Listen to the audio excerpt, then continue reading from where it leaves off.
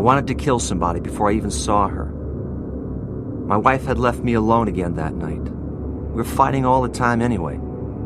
Still, I was goddamn sick and tired of being treated like that. I sat around watching TV for a while, drinking beer, a couple of six-packs, then a bottle of wine. I drank up everything in the house, and about 9 o'clock, 9:30 maybe, went out to get some more beer over by the commissary. Then I just sat there drinking, trying to sort things out. The more I thought about it, the worse it got. I'm my wife's goddamn dependent. No friends of my own. Nothing's ever turned out right for me. I wanted to talk to someone, but there wasn't anyone around. Hell, I didn't even know anyone to talk to anyhow. I just sat there, in my car, in the dark. So dark. I could feel myself melting into the dark. No one could see me. No one could stop me. That's when I saw her. She was jogging on the side of the road, all by herself, tall and really good looking. She had on a red t-shirt with the Marine emblem and little red shorts that showed off her ass real nice.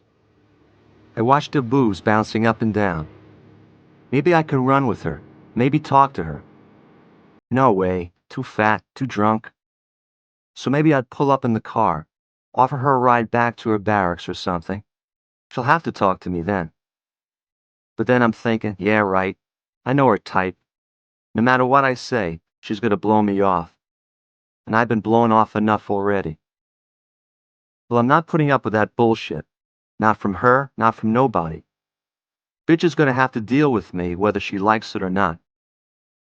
I start up the car and pull alongside her. Ask her for directions. She came over to the car, breathing a little heavy. Leaned in the passenger side.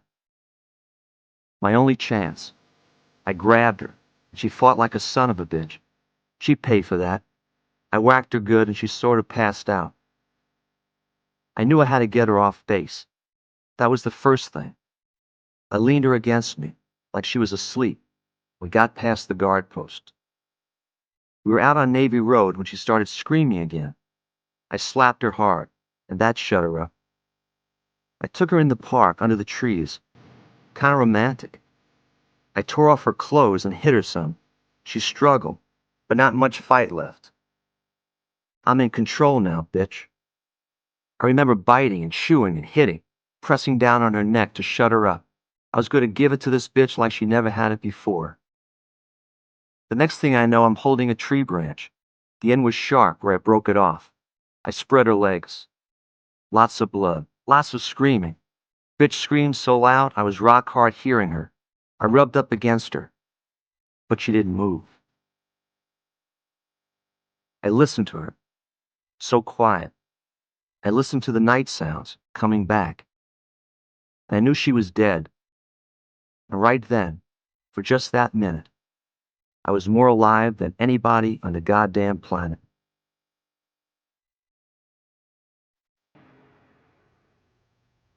This is my idea of what happened late on the night of July 11th, 1985, in a public park near Memphis Naval Air Station. This is my idea of the death of U.S. Marine Lance Corporal Suzanne Marie Collins, an accomplished, well-loved, exuberant, and beautiful young woman of 19. The 5'5", 118-pound woman had left her barracks for a run shortly after 10 p.m. and never came back. Her nude and beaten body had been discovered in the park after she missed morning muster. The cause of death was prolonged manual strangulation, blunt force trauma to the head, or massive internal hemorrhage from a sharply beveled tree limb being thrust so far into her body that it tore through her abdominal organs, liver, diaphragm, and right lung. Suzanne had been scheduled to graduate on July 12th from a 4-month avionics school in pursuit of her goal of becoming the first female Marine aviator. It's my job to walk in the shoes of killers. This is what you learn from spending hours in the prisons and penitentiaries, sitting across the table, listening to the actual stories. After you've heard from them, you begin to put the pieces together. The crime itself starts to talk to you. It's always a searing and a gut-wrenching experience to go through this exercise, but that's what I had to do if I were going to be able to see the crime through the offender's eyes. I'd already put myself through it from the victim's point of view, and that was almost unbearable. But it was also my job, a job I created for myself as the first full-time criminal profiler at the Behavioral Science Unit of the FBI Academy in Quantico, Virginia. Normally when my group, the Investigative Support Unit, was called in, it was to provide a behavioral profile and investigative strategy to help police hunt down an ONSUB, an unknown subject. But this time the authorities already had a suspect in custody when they called. His name was Sedley Alley, a bearded 29-year-old white male from Ashland, Kentucky. He was 6 feet 4 inches tall, 220 pounds, a laborer for an air conditioning company who lived on base as a dependent to his wife Lynn, who was enlisted in the Navy. They already had a confession from him. In fact, they'd gotten it the morning of July 12th. But his version of the events was a little different from mine. Agents of the Naval Investigation Service had picked him up from the car description of 2 male joggers and the base gate guard. Allie told him that he'd been depressed after Lynn had gone out to a Tupperware party. He'd finished off 3 six-packs of beer and a bottle of wine in the house, then gone out in his old green Mercury station wagon to the mini-mart near the post commissary to buy some more beer. He said he'd seen an attractive white female in a marine t-shirt and running shorts cross the street as she was jogging. He got out of his car and started jogging with her, exchanging small talk, until after a few minutes he became winded from his drinking and smoking. He wanted to tell her his problems, but didn't feel she would care about them since she didn't know him, so he said goodbye and drove off. In his drunken state, he reported, he was drifting and weaving back and forth across the road. He knew he shouldn't be driving. Then he heard a thump and felt a jolt in his car. He realized he'd struck her. He put her in his car, telling her he was going to take her to the hospital, but she kept resisting him, cursing at him and threatening to have him arrested for DWI. He drove off the base and headed for Edmund Orgel Park, where he stopped the car and hoped to calm her down and talk her out of turning him in. But in the park she kept screaming at him, telling him how much trouble he was in.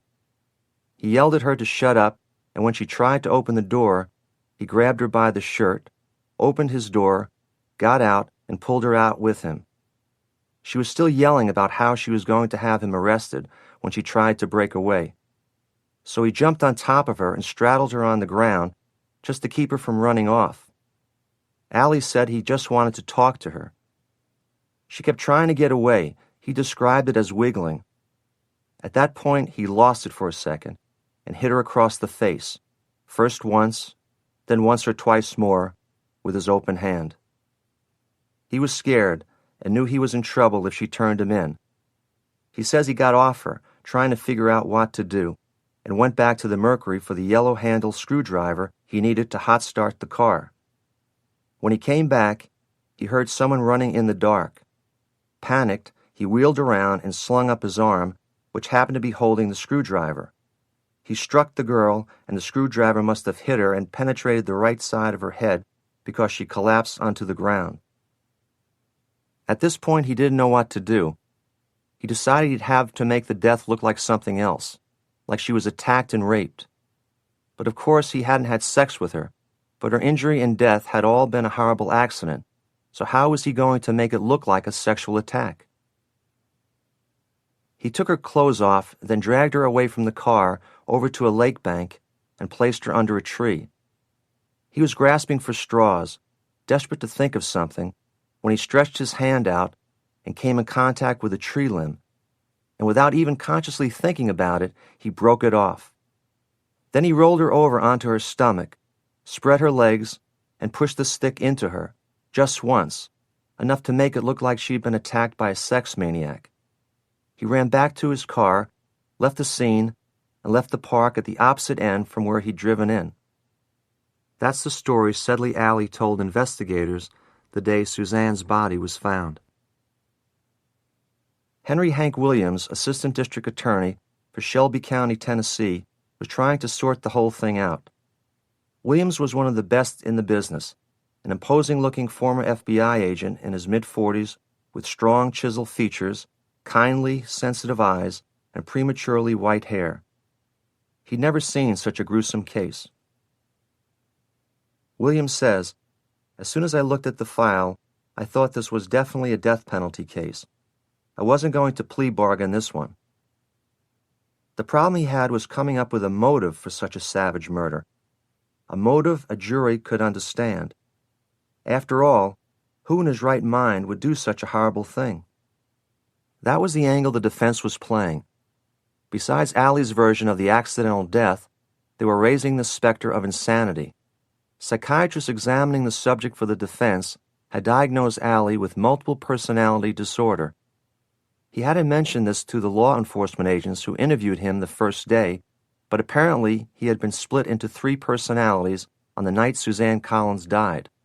Himself, Sedley Allie, then Billy, a female personality, and Death, who had ridden a horse next to the car in which Sedley and Billy had been riding. Williams got in touch with Special Agent Harold Hayes, profile coordinator in the FBI's Memphis office.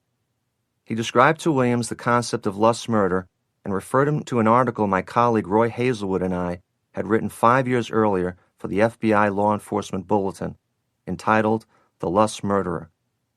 The article described what our research had shown us about these sexually based crimes of manipulation, domination, and control.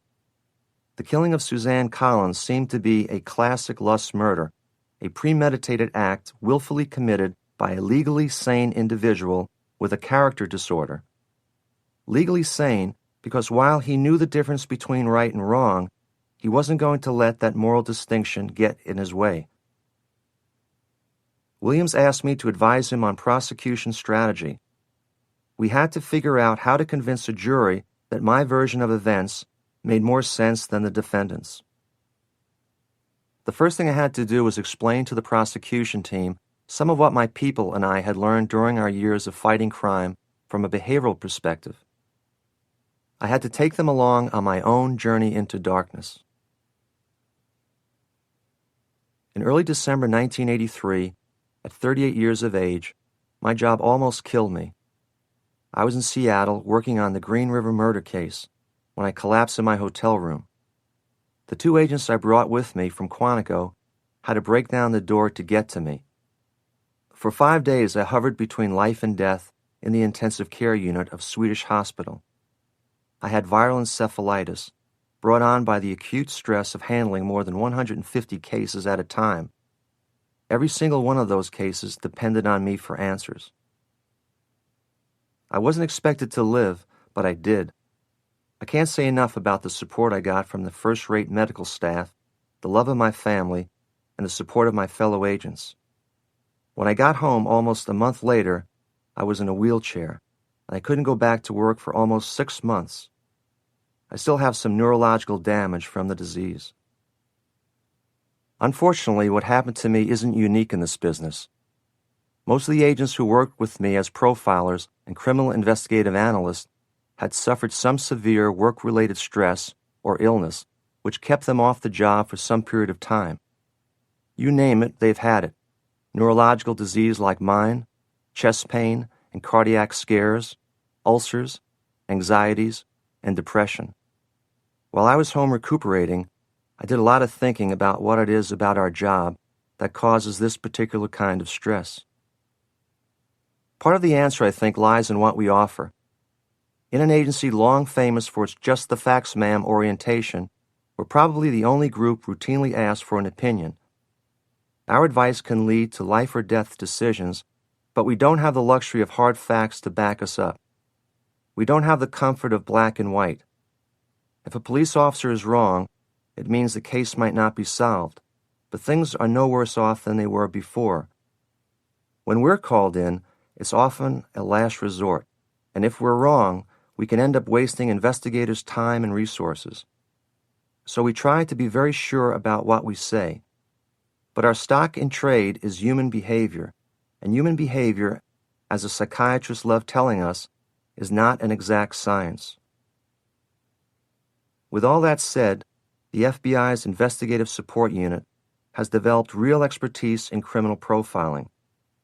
We're like the medical specialists who see many more cases of a rare disease than any primary care physician. We have a national and international perspective. We can pick up on variations that might not mean anything to a local investigator. We work on the principle that behavior reflects personality. When we're called in to consult on a crime, we evaluate and analyze everything to do with the crime, the criminal act itself, the crime scene or scenes, victim or victims, the preliminary police reports, and the medical examiner's autopsy protocol. We'll use this information to develop a profile of the offender, but that's often only the beginning.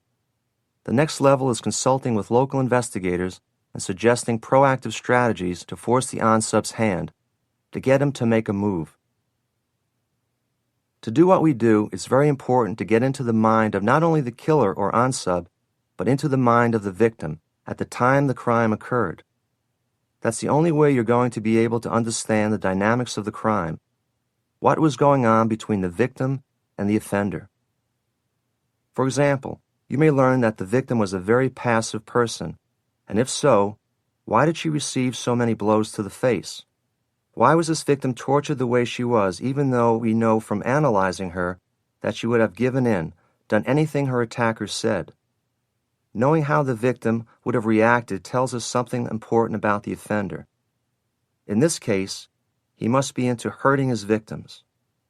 The rape isn't enough for him. It's punishing them that's important to him. That represents what we refer to as the signature aspect of the crime.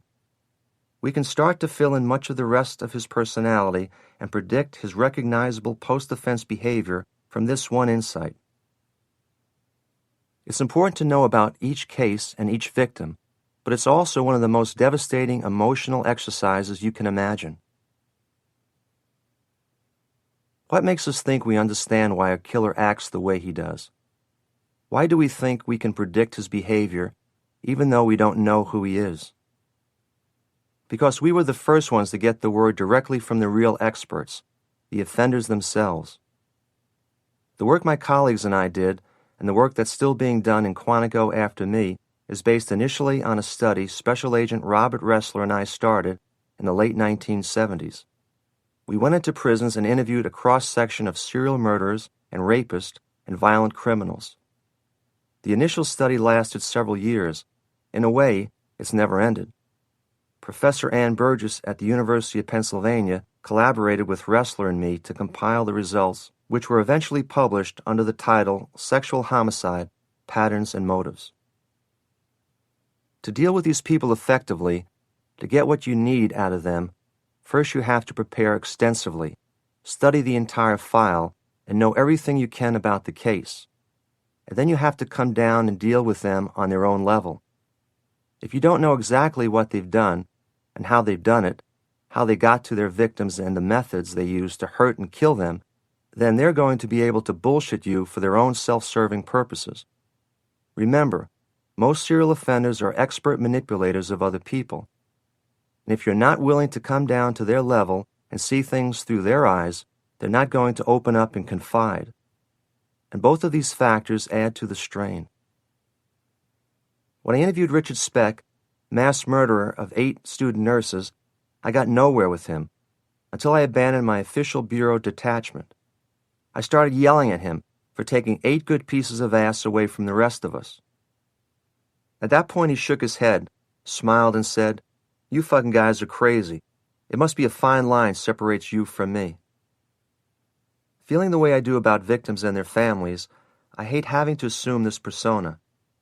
But it's necessary, and after I did with Speck, I started penetrating the macho facade. I started to understand how his mind worked, and what made him escalate from a simple burglary to rape and mass murder.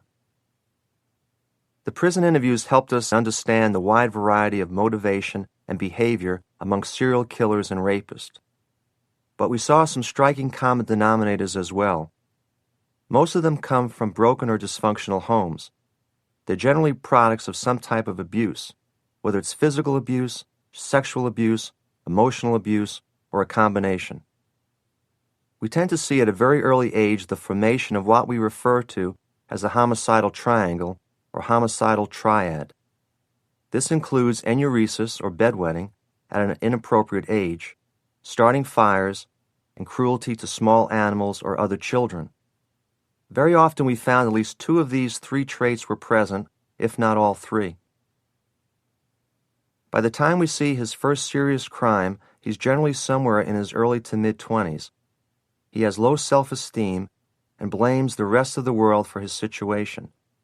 He already has a bad track record, whether he's been caught at it or not. It may be breaking and entering. It may have been rape or rape attempts. You may see a dishonorable discharge from the military, since these types tend to have a real problem with any type of authority. All their lives they believe they've been victims. They've been manipulated. They've been dominated. They've been controlled by others. But here, in this one situation, this inadequate, ineffectual nobody can manipulate and dominate a victim of his own. He can be in control. He can orchestrate whatever he wants to do to the victim. He can decide whether this victim should live or die, how the victim should die. It's up to him. He's finally calling the shots. Through our interview and research efforts, we came up with a number of observations which have had significant bearing on our ability to analyze crimes and predict behavior of criminals.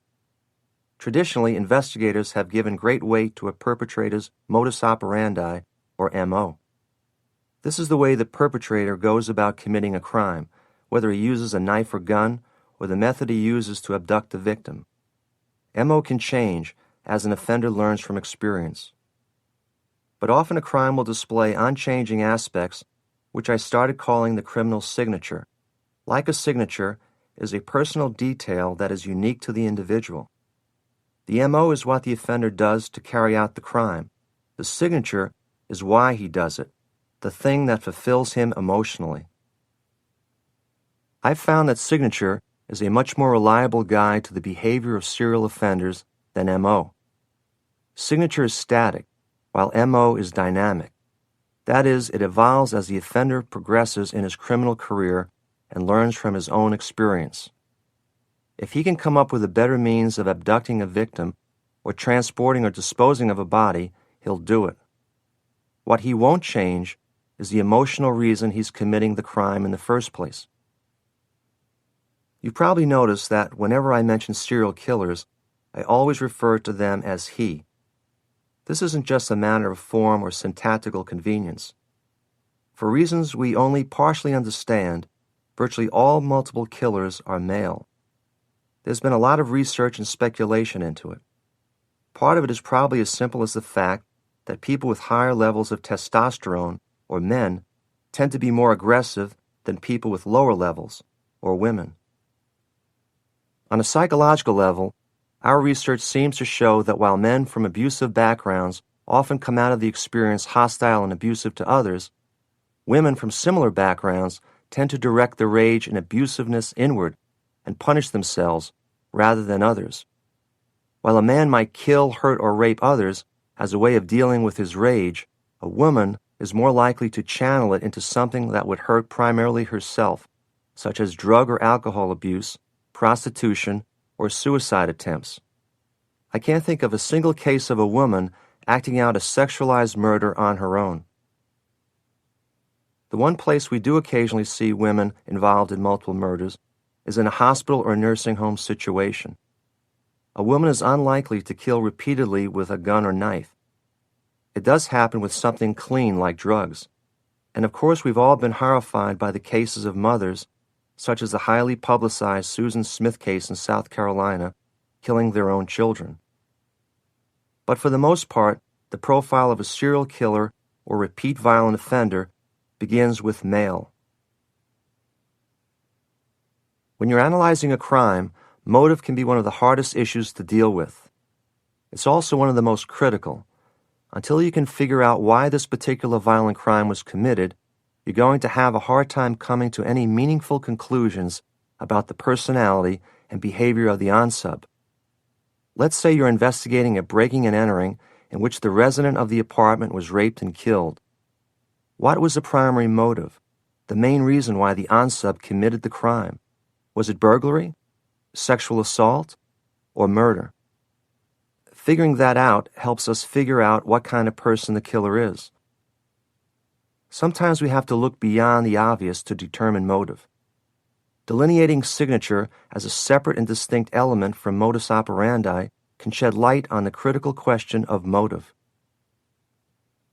In 1986, Ann Burgess, Bob Ressler, Carol Hartman of Boston College, and Arlene McCormick of the University of Lowell and I collaborated on an article for the Journal of Interpersonal Violence entitled Sexual Homicide, a Motivational Model. By way of introducing the topic, we wrote, when law enforcement officials cannot readily determine a motive for murder, they examine its behavioral aspects. In developing techniques for profiling murderers, FBI agents have found that they need to understand the thought patterns of murderers in order to make sense of crime scene evidence and victim information. Characteristics of evidence and victims can reveal much about the murderer's intensity of planning, preparation, and follow-through. From these observations, the agents begin to uncover the murderer's motivation, recognizing how dependent motivation is to the killer's dominant thinking patterns. In many instances, a hidden sexual motive emerges, a motive that has its origins in fantasy. This motive of uncontrolled anger and the need for sexual domination doesn't always act itself out against strangers. In the mid-1980s, I was called in on a case up in Toronto in which a Malaysian college student named Deliana Hang had been found in the bathroom of her own apartment, lying face down with her head next to the toilet bowl and her legs bound at the ankles with a belt. She had been beaten about the face and head and strangled with the strap of a camera bag. She was nude from the waist down, and blood was smeared across her abdomen and left leg. She'd also been sexually assaulted, and a pendant in the shape of a cross that she wore around her neck was missing. There was no forced entry, and from all the victimology and evidence at the crime scene, I concluded that the murderer was someone whom she knew and trusted. Toronto police concurred. In working their way through the people with whom Hang had contact, they had identified a friend of hers named Tien Po Su as their prime suspect, a bodybuilder who worked out at a nearby gym. The problem was getting proof that would convince a prosecutor and then a jury. What the police really wanted was a blood sample, but they didn't want to tip off this guy that he was under suspicion. And without sufficient corroborating evidence, if he refused to give the blood, they couldn't compel a test. Canadian law is very strict on certain issues, such as trial publicity, but police have latitude on searches and information gathering up there that we don't have in the States. For example, we can't bug a jail cell or set up a cop in disguise as a cellmate. And given what they were allowed to do, Toronto officers came up with a creative, proactive strategy. They identified a police officer who was a veteran weightlifter and had him begin frequenting the gym where the suspect worked out. He'd make a point of being there at the same time as Sue and working out on the machines close by. Their eyes kind of lock in on each other. Before too long, the two men are exchanging friendly greetings, then comparing techniques and training habits. It's clear that the suspect admires the somewhat older man's physique and definition and the fact that he can outlift him on every exercise. Sue starts asking him what he did to get those kind of muscles. He says he has a special diet, individually tailored to his system. So Sue wants to try the diet too, but the cop tells him that he went to a special doctor who analyzed his blood to see which nutrients he was lacking. Sue says he'd like to go to the same doctor, but the cop tells him that this is a new technique, not yet regulated, so it's somewhat unkosher. Tell you what, though, the cop says, if you remind me, I'll get a blood sample kit from him, and I'll take your blood and give it to him. Then I'll tell you what he says you should be eating and what supplements you should be taking. The suspect likes this idea and keeps reminding him about the blood sample. So before too long, the cop shows up at the gym with a sample kit, sticks Sue's finger, and takes some blood.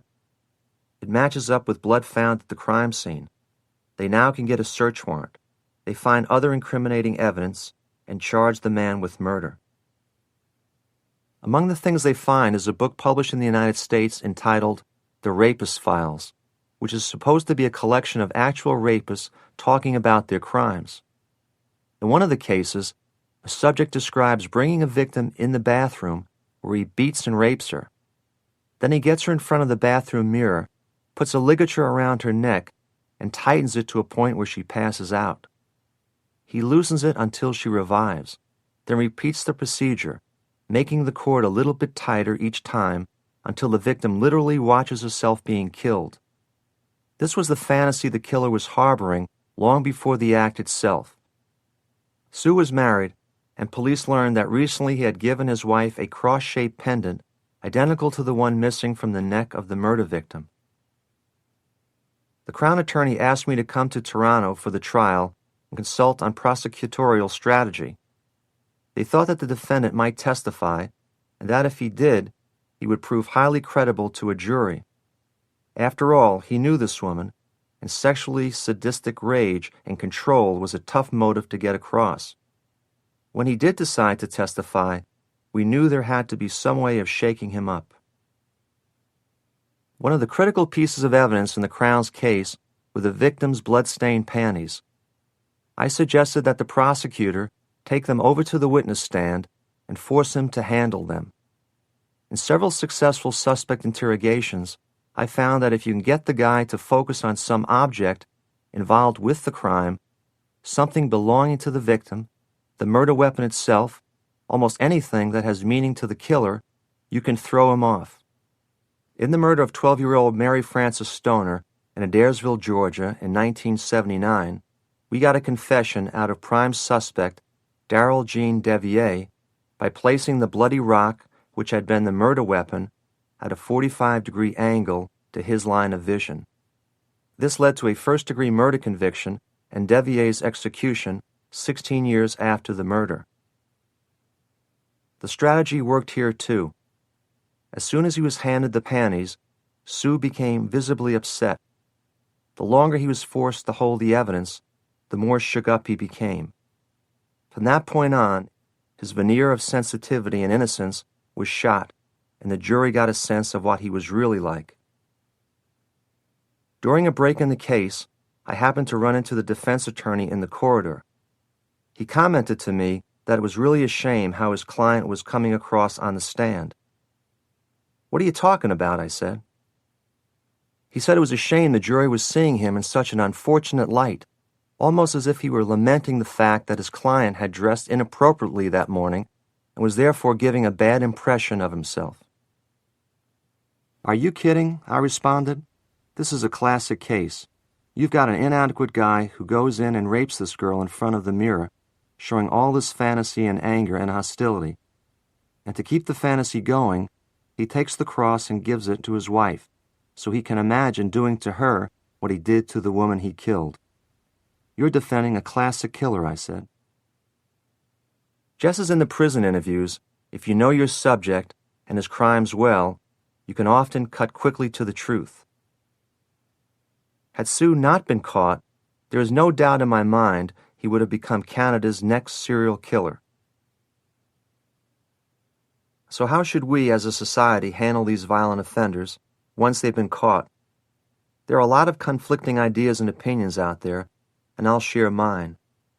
These conclusions are based on decades in law enforcement, tracking down rapists and killers, and studying their crimes. Traditionally, we've had three basic goals for our correctional system: rehabilitation, warehousing, and punishment.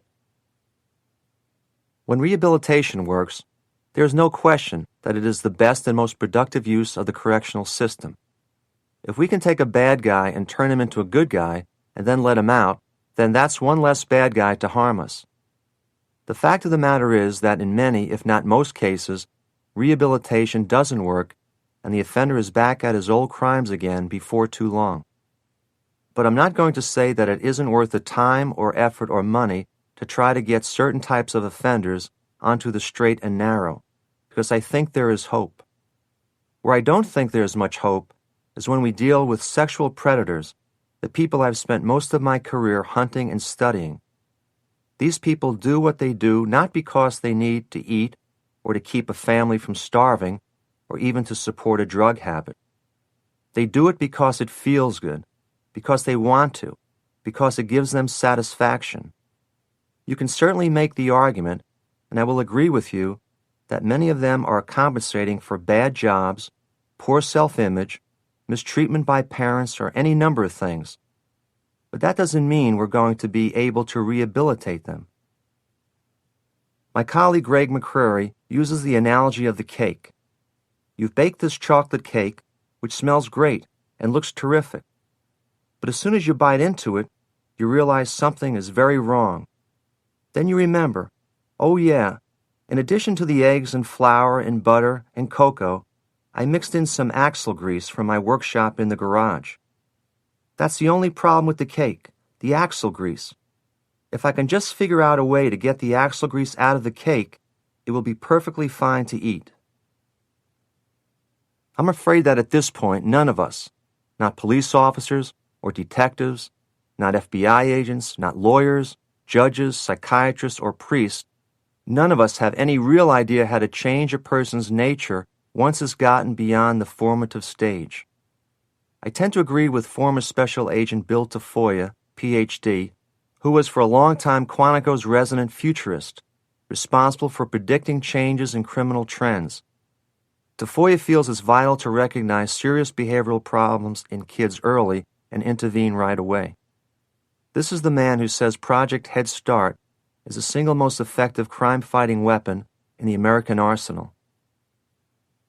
As we tell anyone who will listen, if you're relying on us, the FBI and local police, to solve the crime problem, you're going to be very disappointed. By the time it makes a blip on our radar, it's too late. The criminal personality is already well established. And this, unfortunately, is the reason rehabilitation often does not work. So the next approach is warehousing. Little need be said about this subject. Its uses and drawbacks are self-evident. If we're going to allow the dangerous situations currently operating in our prisons to continue, just don't expect anyone coming out to be a much better person than he was when he went in. Probably the opposite will be true. Which brings us to the third view of sentencing, and that is punishment. We can try to rehabilitate, we can warehouse as long as we have to, but what about the third goal? Is there any value in making a person suffer because of something he's done to someone else? Should punishment as administered by the correctional system be used as a therapeutic or cathartic tool for crime victims and their families? Suzanne Collins' parents don't use the words revenge or vengeance to describe what it is they and others like them seek. Jack Collins says, though I don't disagree with the classic dictionary definition, they have now become emotionally loaded words for most people, which ends up hurting the victim. What they want, they say, is retribution, which the Oxford English Dictionary defines as recompense or requital of evil done. Jack says it's a way of society balancing the scales, giving the victims and their families a feeling of satisfaction for what was done to them, to make them whole as far as possible or restore integrity, the quality or state of completeness to both the people and the system. Nothing will ever bring Suzanne back to us. But even if this retribution doesn't bring complete closure, it shows us that certain people care enough to know that this man deserves this.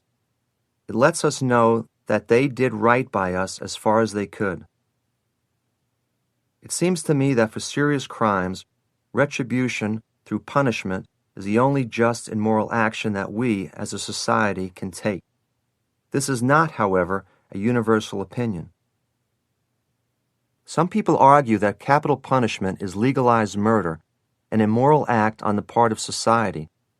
My personal feeling is that these offenders have made a choice to remove themselves from society, and therefore it is a moral statement to say that society will not tolerate the perpetrator of this kind of horrible act in its midst. Saying that capital punishment is legalized murder does a tremendous injury, in my opinion, to the very concept of right and wrong. It trivializes the crucial distinction between the victim of the crime and its perpetrator, the innocent life and the one who chose for his own reasons to take that innocent life. Now on the subject of deterrence, I admit that there can be little doubt that as presently administered in the United States, the death penalty is not a general deterrent to murder in many, if not most, situations. If the death penalty were applied more evenly and uniformly, and if the period of time from sentence to execution were reduced to a reasonable matter of months, then maybe it would be more of a deterrent. But frankly, this theoretical speculation doesn't concern me all that much. The death penalty is a specific deterrent. No one who has ever been executed has ever taken another innocent life. Then there's the argument that rather than killing these guys, we should keep them alive for study. My colleagues at Quantico and I are among the few professionals who actually have studied these people. If anyone has a stake, therefore, in keeping them alive for intellectual reasons, it's us. And here's my response to that. If they're willing to talk to me at all, there's plenty of time during the protracted appeals process. If they're only willing to talk, as Ted Bundy ultimately was, as a bargaining chip for staying alive longer, then what they tell me is going to be tainted and self-serving anyway. When you tell me we should keep someone like Bundy alive to study, I say fine, keep him alive 6 hours longer. That's all I need. I really don't think we're going to get much more beyond that. But no responsible discussion of the death penalty can fail to include reflection on the fact that our legal system is imperfect, and there is always a chance that the wrong man will be convicted. At the same time, I don't think this is a valid argument for scrapping the death penalty altogether. The types of offenders I most want to see face the ultimate penalty are the repeat, predatory, sexually motivated killers.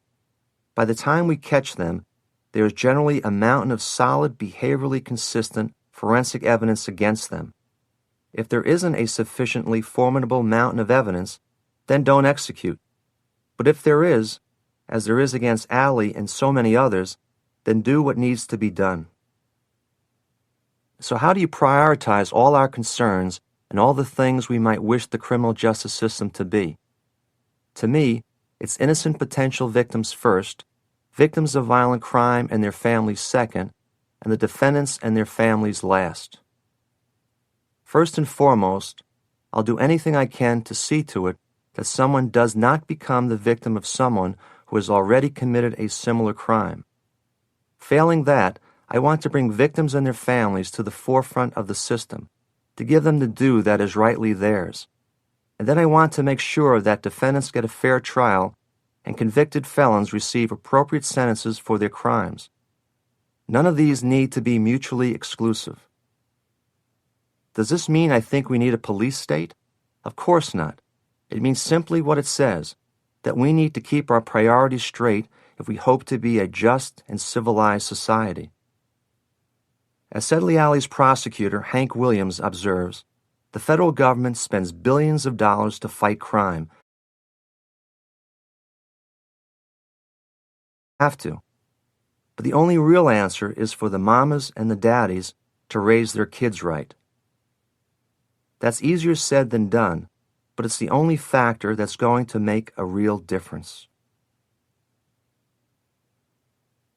Of all the things I've had to deal with in my career, violent crimes against children are unquestionably the worst. Once you've seen the murder scenes and the crime scene photos, it never leaves you. Cassandra Lynn Hansen, known as Cassie, was a 6-year-old girl from Eagan, Minnesota, a southern suburb of St. Paul. She was a year older than my daughter Erica. In the picture her parents showed us, Cassie looked like a little pixie with brownish blonde hair cascading down below her shoulders. Her dimpled smile looked as if it would brighten the darkest day.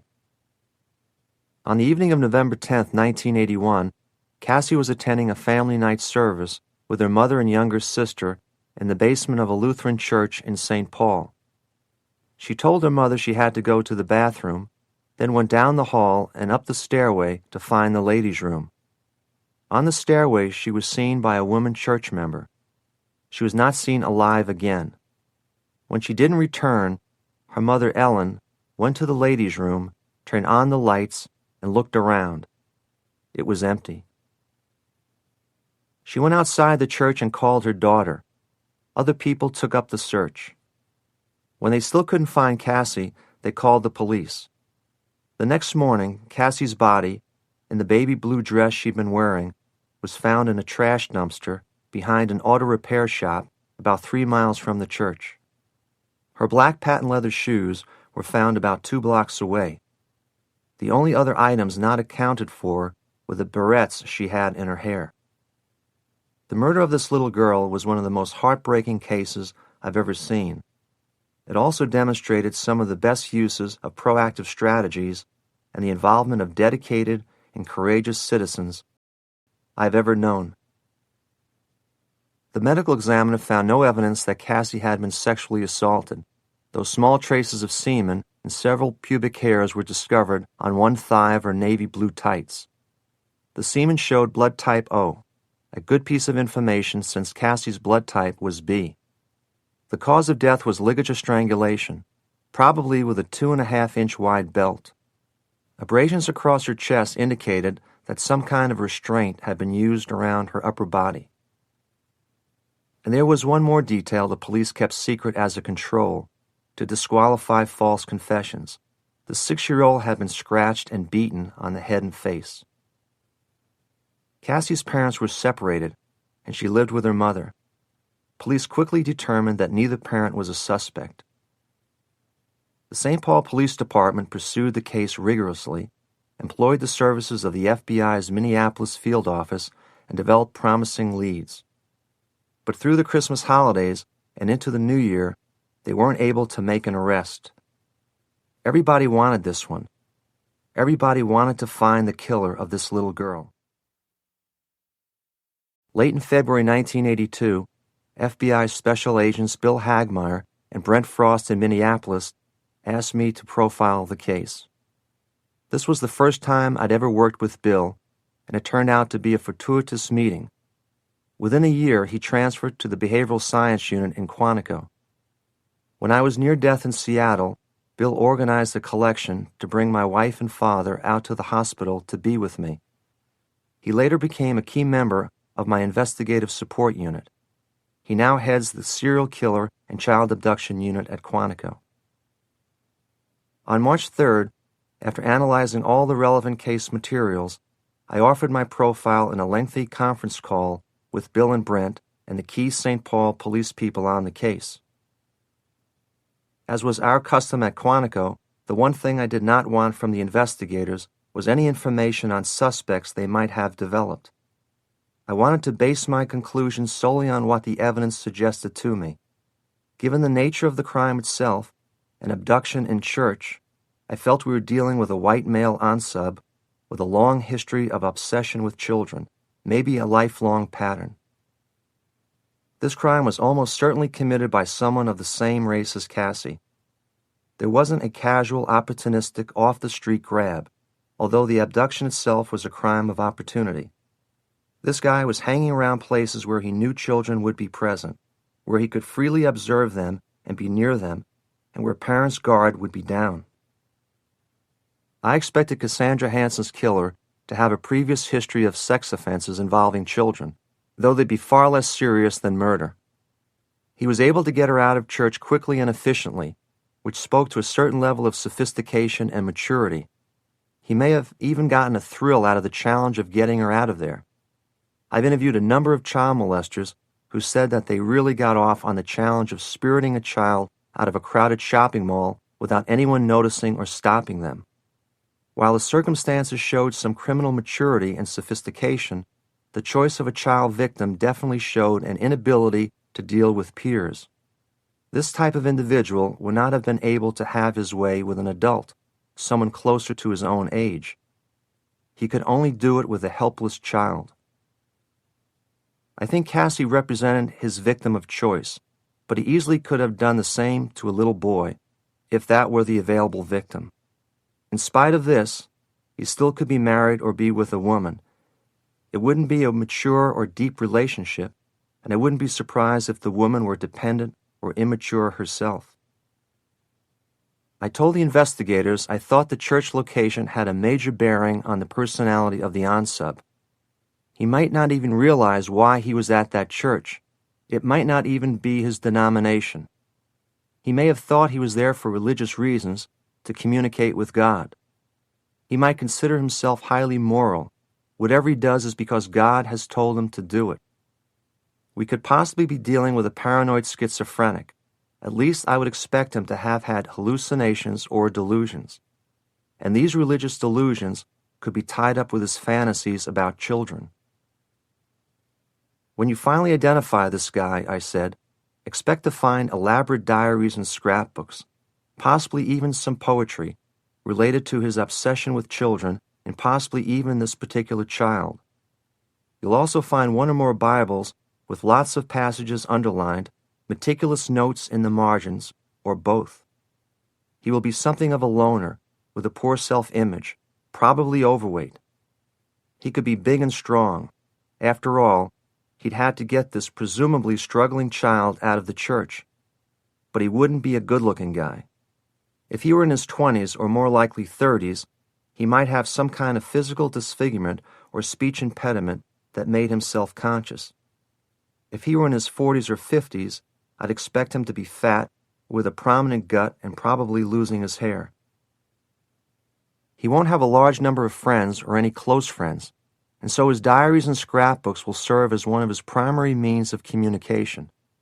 Some of these guys will even record their thoughts on audio or videotape, maybe videotaping kids getting off a school bus and recording comments about individual children. If the unsub starts worrying about the investigation closing in on him, he'll hide his material. But he won't destroy it unless he absolutely has to. This is his lifelong obsession. He could easily have gone to the funeral. He might have made more than one visit to the gravesite. He probably took souvenirs from the child. Cassie's barrettes were missing, and some of these guys have been known to return missing items and to talk to their victims at the grave. Another possibility for the souvenirs was to give them to another child. This way, he could transfer his obsession with the dead child. The disposal site was symbolic. By tossing this little girl in the trash when he was finished with her, he was saying that he had the right to do with her what he wanted. He was justified in his actions. This would tie in with the religious delusions. His direct contact with God will help him rationalize the murder and deal with it. Either God wanted the unsub's help in reclaiming this pure soul into heaven, or she needed to be punished or purged, and he was God's instrument in this. When you have this symbolic a scene, you expect the killer to return to it, to the cemetery, or to some location significant to the victim and the crime. Stakeouts can often lead to positive results, which is why I suggested periodic reminders in the media about where Cassie was buried. This struck me as a serial type offender. With most of them, you generally see a precipitating stressor shortly before the crime. The two most common have to do with jobs and relationships, losing one or the other, but any type of hardship can trigger the violent outburst.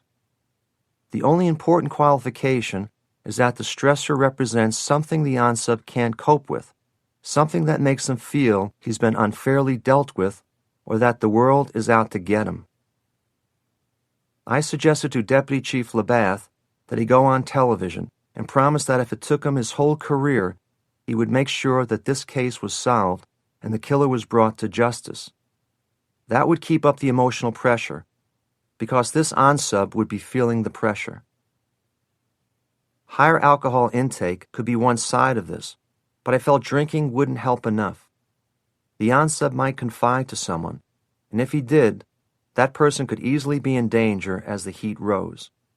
The killer would be getting more and more desperate. Was he home free, or were the investigators closing in on him? If and when the police did have a good suspect, I suggested making the pressure more overt. If he went to church, the police should go to church with him. If he went to a restaurant, they should go to the restaurant with him. Let him see you knocking on a neighbor's door. I also suggested rattling him by having some female voice call him regularly, sob on the phone, and then hang up. You've got to be imaginative about not letting the subject off the emotional hook. This kind of offender would probably be nocturnal. If the police went by his residence at night, they would find lights on. He would also be nomadic, driving around after dark. He won't flee the area because he knows that might alert investigators. And anyway, he feels at least partially justified in what he did. He wouldn't give them any satisfaction if they confronted him with killing the little girl. The only line of questioning that might elicit some telling response, I thought, would be challenging him on having masturbated on her, since we did have the semen deposits on her tights. Once I described the type of individual I objectively thought was responsible for Cassie Hanson's abduction and murder, the police told me that during the course of the investigation, they had conducted more than 500 interviews and considered 108 possible suspects. One in particular stood out remarkably. One of the investigators said, "When you described what we should be looking for, you hit this guy on about 10 major points." The suspect in question was a 50-year-old, 6-foot-tall, white male cab driver named Stuart W. Knowlton. He had been approached by the police after he was seen driving in the area near the church the day Cassie disappeared. He refused to be questioned and refused to take a polygraph. He wore glasses, was stocky, and had a receding hairline. The police told me he was known to frequent area churches and had a history of child sexual abuse, including charges involving his own children. After our consultation, the police concentrated on him as their prime suspect. There still wasn't enough to charge him, so he was free. But the police weren't worried about keeping track of him. About 3 weeks before my conference call with the St. Paul police, Knowlton was hit by a car and lost about half of one leg. He was in the Ramsey County nursing home rehabilitating. Someone else associated with Stuart Knowlton was recuperating down in Florida near Orlando. Her name was Dorothy Noga, and at the time of Cassie's death, she was working as a masseuse in St. Paul. She didn't much like the work, but it paid about $2,000 a week, enough to let her husband stay home and raise their 4 children. According to the story investigators pieced together, Knowlton first came into the massage parlor where Dorothy Noga worked on November 11, 1981. This was the day after Cassie's abduction and the day her body was found. He asked Noga to be an alibi witness for him in case anyone accused them of anything around this time. Noga didn't know what to make of this, but she took his business card on which he wrote his home address and phone number. Noga had been appalled by the news of the little girl's death, though she didn't connect Knowlton with it. She did, however, think of another of her clients who had described fantasies of sex with children. In the intimacy of the massage room, men tended to confide in Dorothy. So she phoned in an anonymous tip to the police. Several days later, the crime was still preying on her mind, and Dorothy Noga decided she had to get more personally involved if she thought she had information that could help.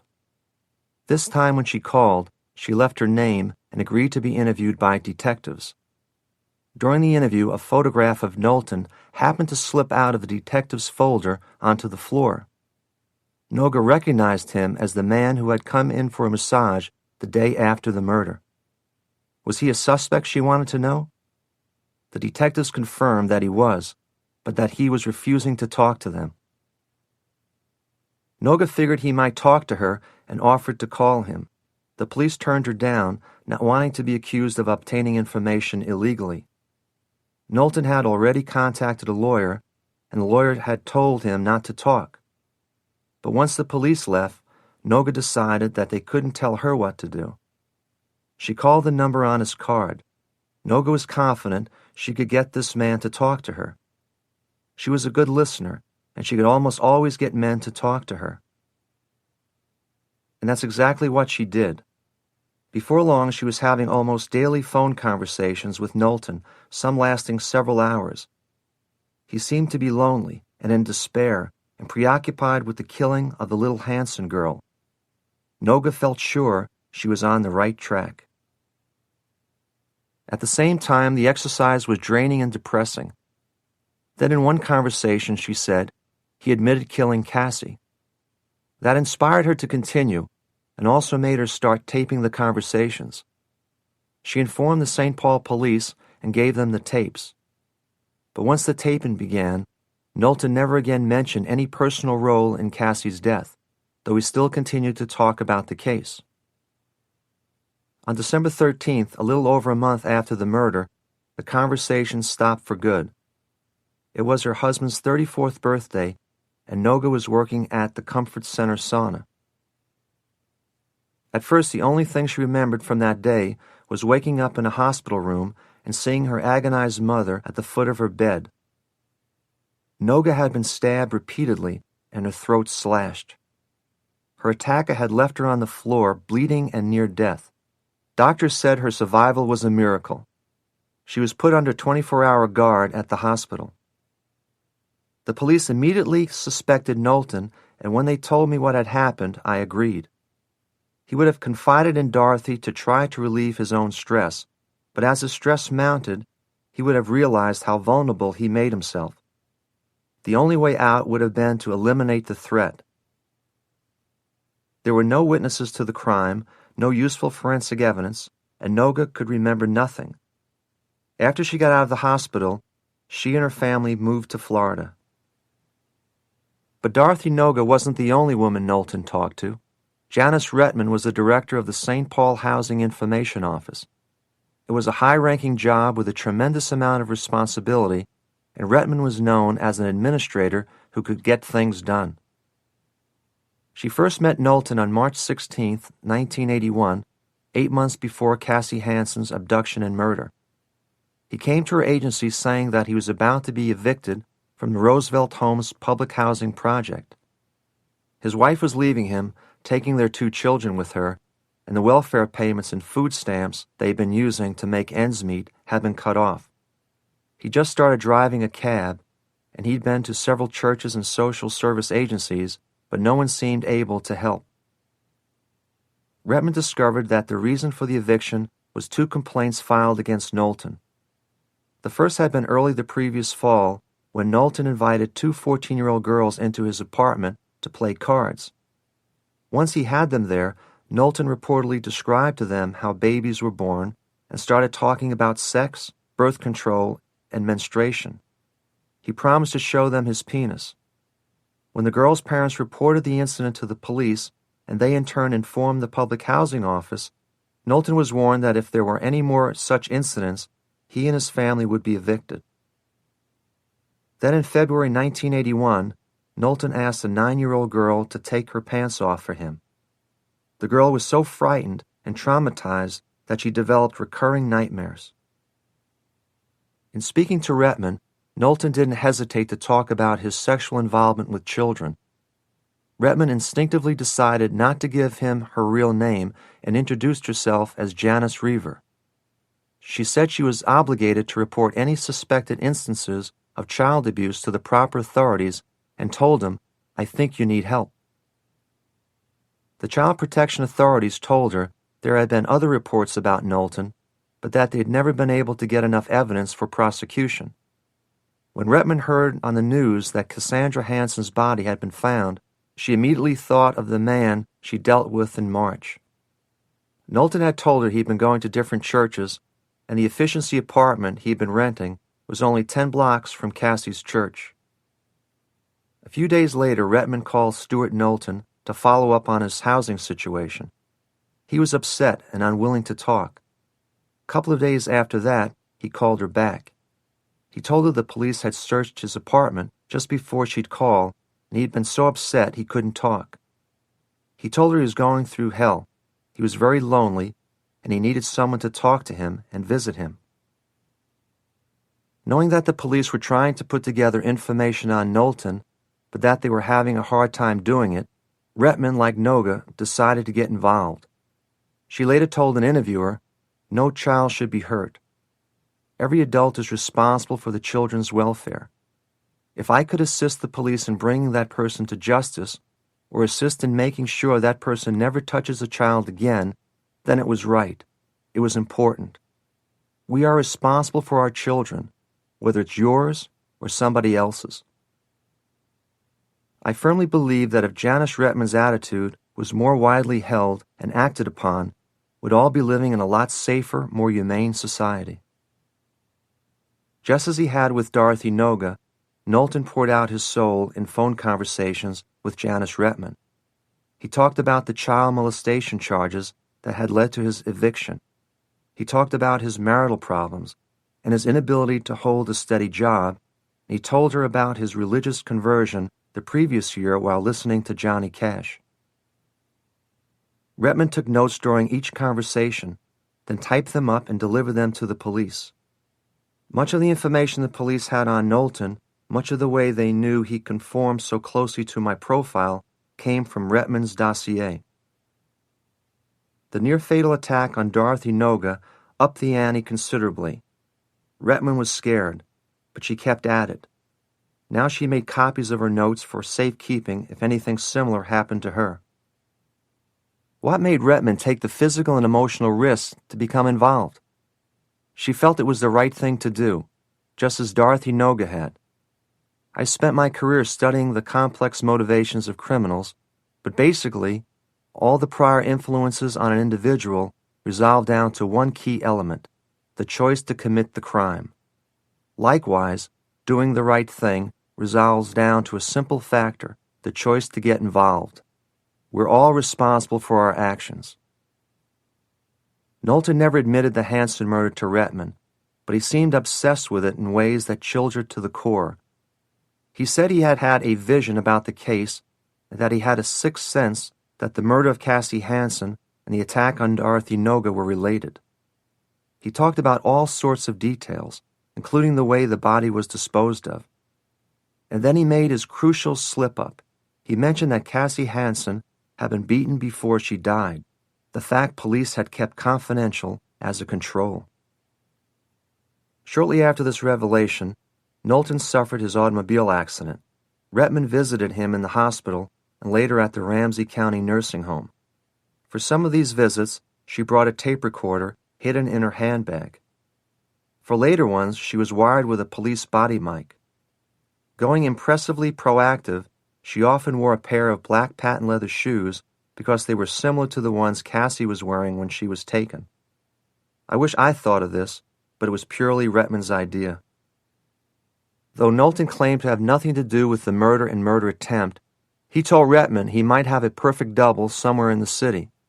This was a key piece of information, signifying another mechanism for trying to cope with the crime. In May 1982, Dorothy Noga showed up at the St. Paul Police Headquarters and told detectives she was beginning to get back some memory of the day of her attack. She said that Knowlton came to the sauna where she was working and accused her of betraying him. He told her he had stopped at the Lutheran church to use the men's room and saw the little blonde girl going by herself to the ladies' room. He waited for her to come out, asked her to play a game with him in the hallway, then took her out to where his taxicab was parked. He made advances to her, made the child touch his penis, then rubbed it between her thighs. This gave him feelings of euphoria, but the little girl kept crying, so he put his hand over her mouth, and the next thing he knew, she wasn't breathing. At least that's the way he reportedly told Noga how it happened. What happened next, according to Noga, was that he brought out a knife, chased her around the room, then began slashing at her throat. Then she lost consciousness. On May 26, 1982, St. Paul police believed they finally had sufficient cause for a search warrant, which they applied for and received. Knowlton's account, as reported by Noga, squared with the finding of semen on Cassie's tights. The FBI laboratory confirmed that the pubic hair found on her body and head hair found on her turtleneck sweater were consistent with Knowlton's. Under microscopic examination, both showed an unusual condition known as ringed or banded hair, which makes various parts of the individual hair strand appear light or dark. Knowlton's blood type also corresponded with that of the semen stains on Cassie's clothing. Stuart Knowlton was charged with the kidnapping and first-degree murder of Cassandra Hansen. He was placed in a state mental facility, examined and found competent to stand trial. At his own request, his case was heard by a judge rather than a jury. Ramsey District Judge James M. Lynch presided at the trial. Thomas Pock led the prosecution. Knowlton's attorneys offered to plea bargain to second-degree murder, but without an admission of guilt. That was totally unacceptable, Pock recalled. As Janice Retman was sworn in, she was asked, "Do you swear to tell the truth, the whole truth, and nothing but the truth?" She gave the bailiff a thumbs-up signal and said, "You bet." Her notes and the level of her organization were very impressive. Knowlton was just the opposite. He said he was driving his taxi during the time Cassie had been abducted. He was supposed to have trip logs, which could have supported his claim.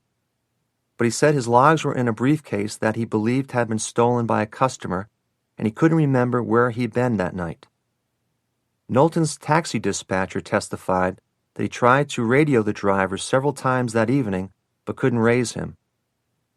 It also came out in court that Knowlton had spent time in a mental hospital after molesting a 7-year-old girl. The trial lasted 13 days and involved 48 witnesses and more than 100 exhibits. Knowlton did not choose to testify. At the trial's conclusion, Judge Lynch found Knowlton guilty of first-degree murder and second-degree criminal sexual conduct and sentenced him to life imprisonment. Under Minnesota law, that made him eligible for parole in the year 2001. Knowlton listened impassively, then in a rambling statement asserted his innocence. He told the judge, "As God is my witness, I swear to you this day, I did not abduct Cassandra Lynn Hansen from the church she was attending. I think it's interesting that he didn't deny killing her. This could have been a psychological defense mechanism on his part." Without admitting anything, he demonstrated the religiosity that I thought would be part of his personality. He said, "I had no reason to take anyone's life, for God had not given me that right. I have had no reason to have any vengeance against Cassandra Lynn Hansen or Dorothy Noga." Ellen Hansen and her husband William had done a good job of preparing their children, Cassie and Vanessa, to deal with threats to their safety. They were taught not to speak or to go with strangers, and that if they were afraid, to scream loudly and run. The Hansens have no idea how their daughter was lured or forced away. Even more than with other violent crimes, people are always asking me, what kind of person could do this? What kind of monster could abduct, molest, and or take the life of an innocent child? We know now that most child molesters aren't scary strangers in trench coats, so how can we recognize them? Just like perpetrators of other offenses, child molesters have characteristic behaviors, both before and after committing their crimes, that can help reveal their secret identity. There are agencies and law enforcement officials out there working to catch these offenders and teach parents to protect their children. One of the most successful of these agencies is the National Center for Missing and Exploited Children, or the NCMEC. This is a private nonprofit organization that was established in 1984 under that year's Missing Children Act. The NCMEC works in cooperation with the United States Department of Justice's Office of Juvenile Justice and Delinquency Prevention. In 1990, it merged with the Adam Walsh Child Resource Center, founded by Adam Walsh's parents after their 6-year-old son was abducted and murdered in Florida. This is how one NCMEC brochure describes its mission.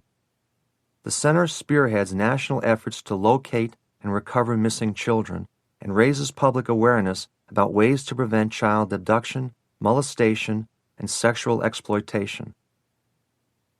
Through the Adam Walsh Children's Fund, it also provides assistance to missing children's families, works towards legislative reforms to protect children, and educates and motivates families and concerned citizens to get involved personally in protecting our nation's children. Special Agent Ken Lanning was my associate for many years at Quantico. He studied child molesters and their victims, and he is among the world's leading experts on crimes against children. Most of the information I'm about to share with you comes from Ken with the NCMEC. Lanning describes two types of child molesters. First, there are the true pedophiles, people who prefer sex with children. Second, there are molesters whose primary sexual drives and fantasies are directed at adults, but who will have sex with a child to fulfill some other need. Maybe they're too inadequate to approach the true object of their desires, using a child as a substitute.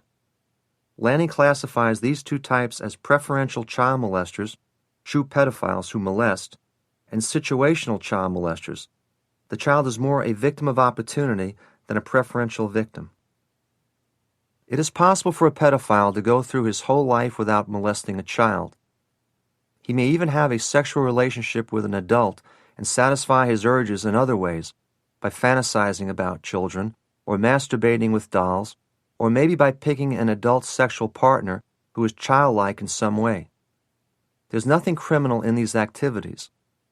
A pedophile may also hire adult prostitutes to act out his fantasies. Again, at this point, no child has been victimized or exploited. But as Ken points out, a lot of these guys are also heavily into pornography featuring children, photos, videos, and magazines. They collect and trade child porn the way kids collect baseball cards. From my own research and experience, I know that a lot of violent offenders buy and collect pornography, particularly bondage and sadomasochistic porn. It's one of the elements we routinely look for when preparing affidavits for search warrants for homes of sexually sadistic rape and murder suspects. But I'm not going to tell you that pornography fuels the desires of someone who wasn't already thinking in that direction. I've often seen an offender stage a scene to resemble something he's read or seen, as Tien Po Su did when he killed Deliana Hang up in Canada. But if the desire was there, these guys would have done it one way or another. Most people who buy and read pornography are not at all dangerous and never commit antisocial offenses. I'm not about to advocate restricting the First Amendment for the sake of the small percentage of men who consume pornography to bolster their violent and misogynistic conduct. But child pornography is different. The mere fact that it exists means that a crime has taken place. Just by looking at this stuff or passing it on to others, the pedophile is perpetuating a crime that occurred against a child and is therefore exploiting the child, whether or not he was present at the original crime scene. It's the same as photos taken of an adult rape victim. The pedophile may think nothing's wrong with using pornography as fodder for his fantasies, but a child is still being victimized. And as with any such paraphilia or fetish, the potential is always there for escalation. There's a danger that there may come a point when the fantasies aren't enough, and the pedophile feels the need to act on his desires with a real child. Realistically, we don't need to fear that every guy who has sexual fantasies about children will actually molest a child, but I certainly consider it a forensic red flag to be watched.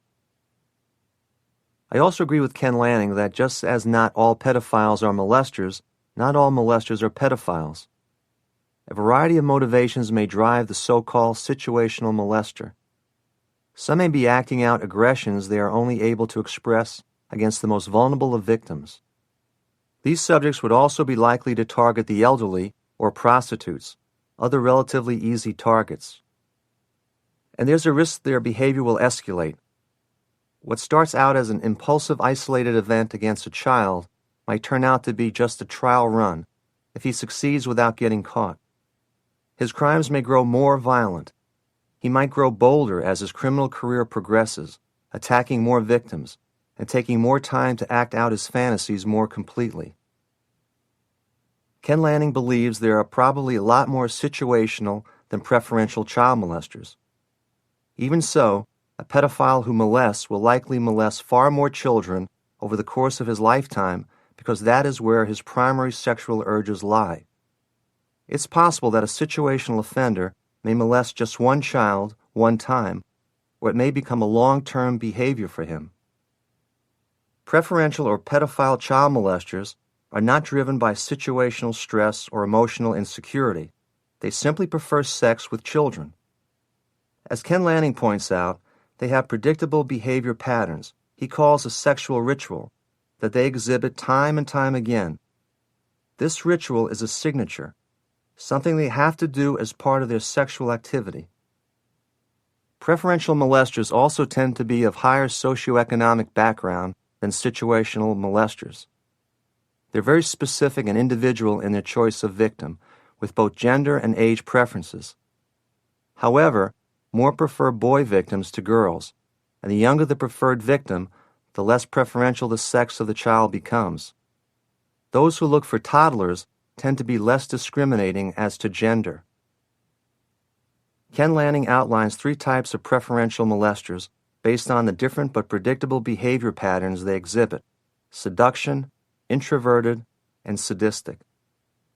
When you read in the media about a local teacher charged with fondling or raping one of his students, or a coach accused of behaving inappropriately with the kids on his team, you're dealing with a seduction-type molester. This subject actually courts his victims with gifts, attention, or both. He slowly wins their trust and lowers their inhibitions. He's very good at communicating with children, and he'll select the victims who are most susceptible to his ploys. For example, a child who receives little affection at home will be flattered and will appreciate his attention. This is where your natural instinct may help you protect your kids. If someone seems to be paying too much attention, seems a little too focused on children, and spends a disproportionate amount of time in their company, the warning lights should go on. I'm not saying that every supportive coach or lonely elderly man on your block is a sexual deviant waiting to prey on your child. Far from it. We don't want to become so suspicious of people that we sap all the joy and satisfaction out of human relationships. But be sure to supervise your children's relationships. You don't have to tell your 10-year-old you think her softball coach might be a pervert, but just watch over her or go to her games. If you're suspicious, don't let her be in a situation where they'll be alone together. Also try to develop a nurturing relationship so she'll be less easily swayed by attention from someone else. These guys tend to pick lonely, poorly supervised kids. You don't have to be a super mom or super dad. Just stay aware of who your kids' friends are and pay attention to that little voice in your head. Unlike the seduction type, other molesters don't have the social skills to lure their victims. The introverted type is more like the cliché of the creepy stranger in the raincoat, and that he's more likely to hang around parks or playgrounds watching kids. You'll be able to spot him. He might look like he's ready to flash his victims, and sometimes he'll do exactly that. His sexual activity will be limited to brief encounters, and he usually targets strangers or much younger children. The most horrifying and physically dangerous preferential child molester, though, is the sadistic type. Like sadistic rapists and killers of adults, they need to cause pain, physical, psychological, or both, to be aroused and satisfied sexually. A sadistic type of molester will use either trickery or force to gain control of his victims and then torture them in some way for his sexual gratification. Although there seem to be a fewer number of sadistic molesters, they are the most likely to abduct and murder their victims. What's also frightening is that there have been cases where seduction-type offenders have turned sadistic. It's not clear whether these guys have had sadistic drives all along, which surface later, may be triggered by some stressor, or if they developed over time, gaining confidence and experience from their earlier exploits. We can't say this for the situational child molesters, but pedophiles exhibit very predictable, recognizable behaviors. As a teenager, the pedophile may have very little social contact with other teens. His sexual interest is already directed toward children. As an adult, he tends to move frequently and often unexpectedly as suspicious parents or law enforcement in effect run him out of town. If he joins the military, he may be discharged with no reason given. In many cases, the subject will have a long history of prior arrest, including molestation or abuse charges, as well as trouble with child labor laws, bad checks, or impersonating an officer. Once we can review all his crimes, you'll see that a high level of planning and risk went into repeated attempts to lure children. Unlike the situational molester, a pedophile puts a lot of time and energy into developing the perfect approach.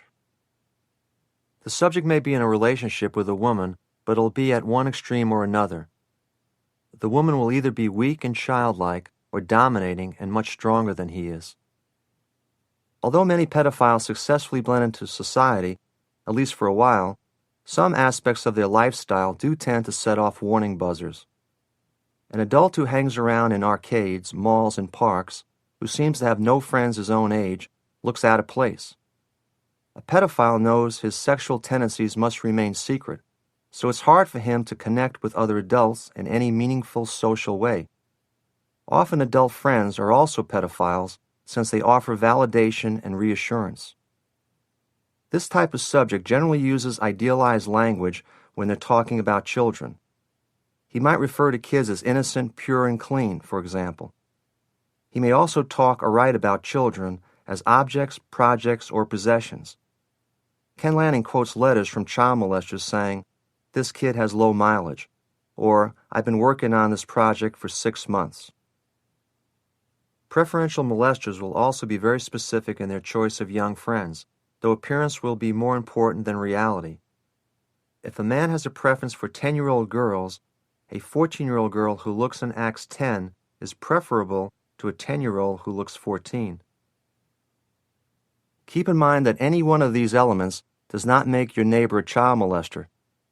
Taken all together, though, they may indicate some danger. As with any other situation we face as parents, we need to exercise common sense and trust our instincts. The descriptions can help us recognize potential dangers, but they're no substitute for careful, attentive parenting, child safety training, and in some cases, just plain luck. Many child molesters were themselves victims of some form of abuse as children.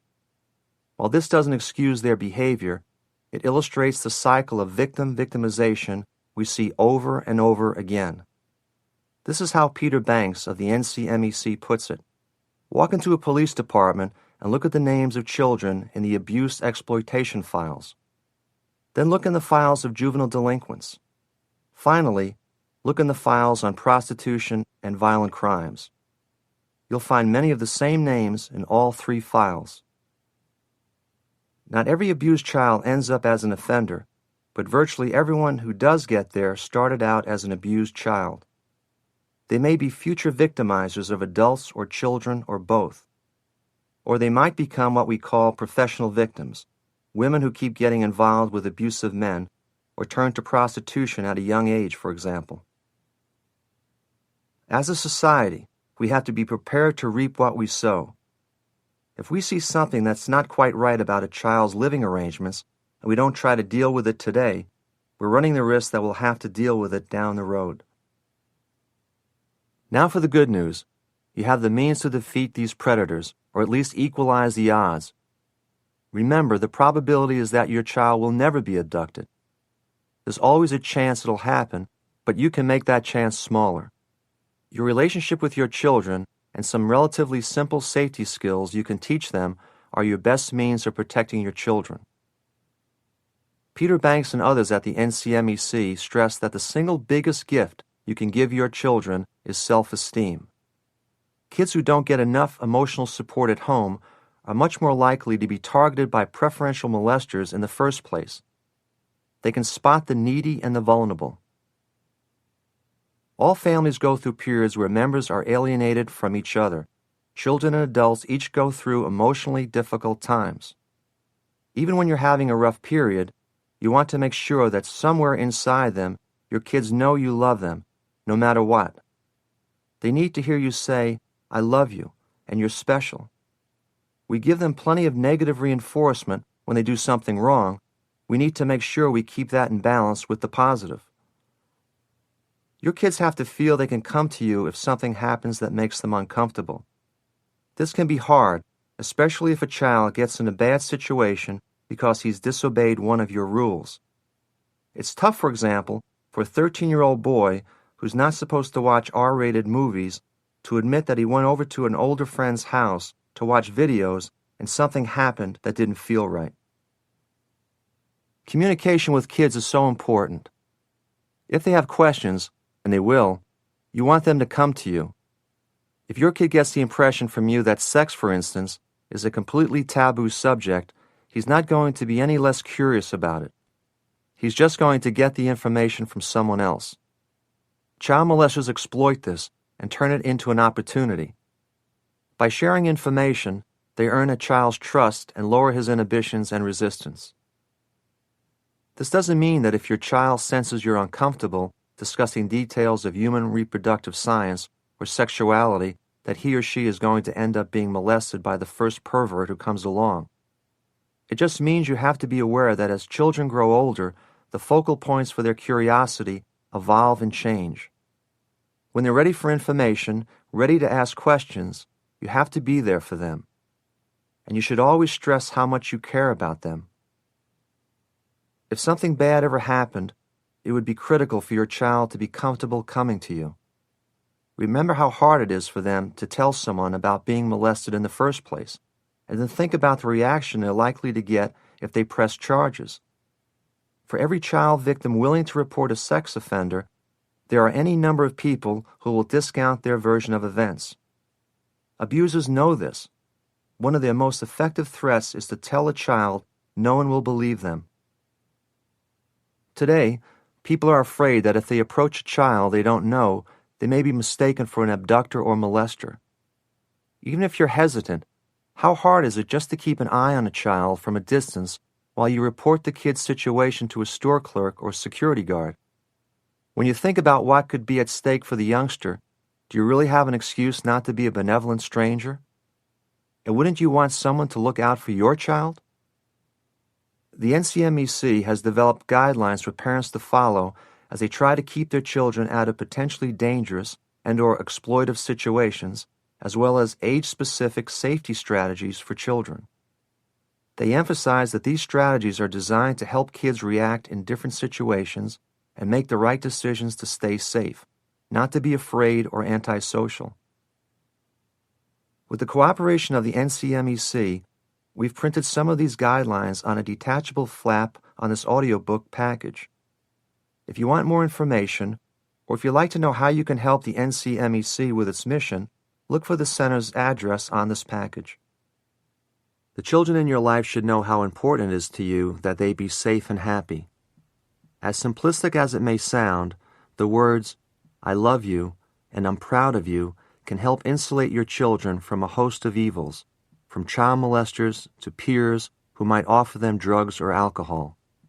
Their confidence and self-esteem, together with our involvement and commitment, can go a long way toward fighting back. I'm going to walk you through a couple of cases to show you behavioral profiling in action. The first case is one the investigative support unit at Quantico actually worked on. My friend Judd Ray was one of the key members of that team. The second case is another real-life crime, one that I bet most of you know about. We didn't work on this one, but I think my retrospective analysis can shed some light here.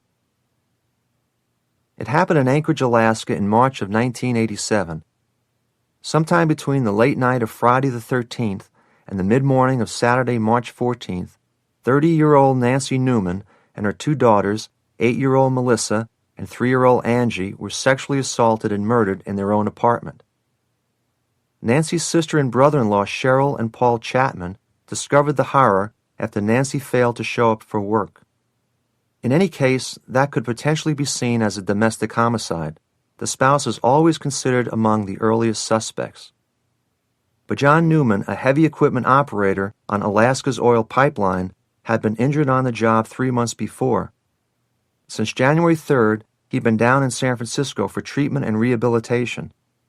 Besides, investigators soon found out that he and his wife and children had a great relationship with no hint of any problems. Even if John hadn't been ruled out, as soon as we heard a description of the murders and saw the crime scene photos, we knew he had nothing to do with the attack. Some parents do abuse their children. They rape them, they beat them, they burn them, they starve them, and they smother them. Sometimes they even kill them. But they don't do what was done to the Newman children. Whatever a man might do to his wife, No matter how hideous the punishment he tries to inflict as he kills, there is no motive we've ever seen that will cause a father to brutally rape, sodomize, and slash up his two little girls, then leave their bodies out in plain view. It just does not happen. Both the Anchorage PD and the Alaska State Troopers are first-rate organizations, confident enough that they're secure asking for assistance. As routine practice, APD has an assistant district attorney attached to each homicide team to oversee the investigation right from the start. So the newly formed task force immediately contacted the FBI's Anchorage field office. After an initial consultation, the field office contacted Special Agent Judson M. Ray in Quantico. Judd Ray brought unique background qualifications to his job as a profiler. An Army veteran of Vietnam, he started out as a police officer in Georgia, quickly working his way up to homicide detective prior to joining the FBI. Judd and I worked together briefly in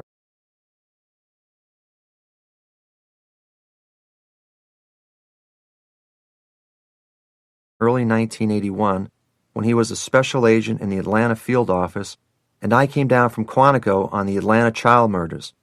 But as it turned out, we didn't work together too long on that one.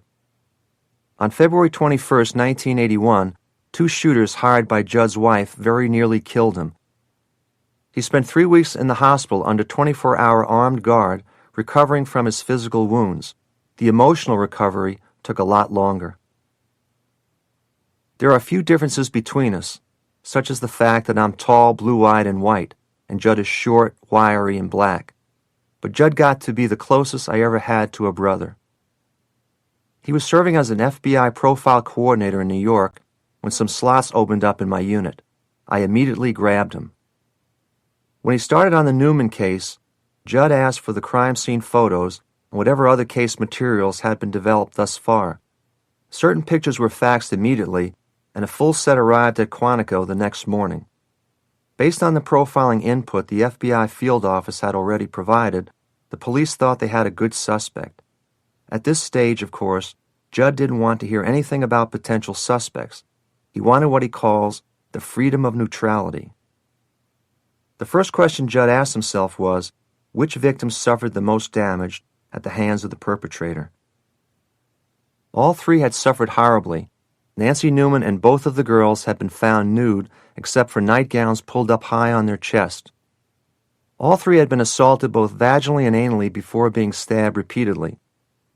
But it didn't take Judd long to conclude that the most violent assault, the worst mutilation, the greatest sustained rage had been directed against the younger girl, Angie.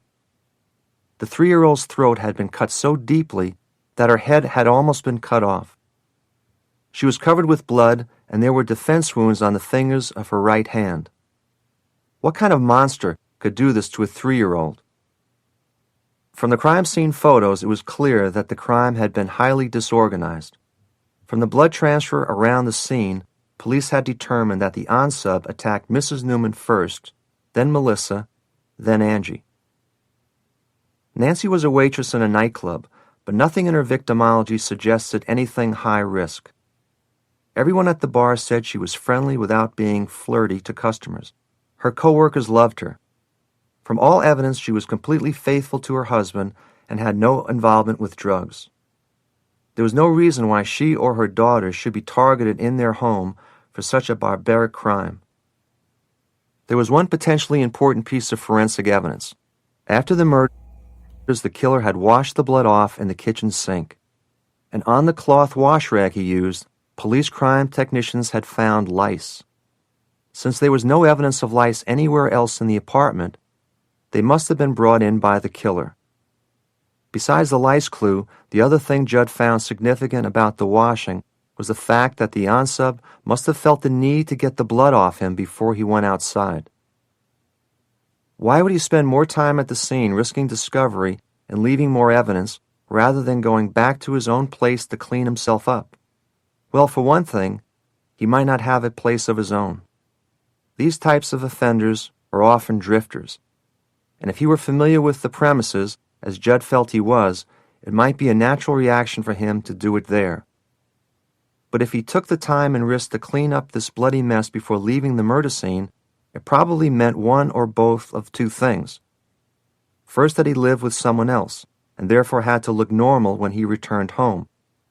And second, he was afraid of being seen as he left, which meant it was already light out, Saturday morning rather than late Friday night. After consulting with the Bureau's Anchorage field office, the police set up an interview regimen designed to reveal the type of individual who fit the profile of a classically disorganized violent offender with some previous history of sexual assault. And the canvass did yield a good suspect, a young man who had recently moved into the neighborhood a couple of doors down from the Newmans. He had no alibi for the time of the murders, and the police were encouraged that they had their man.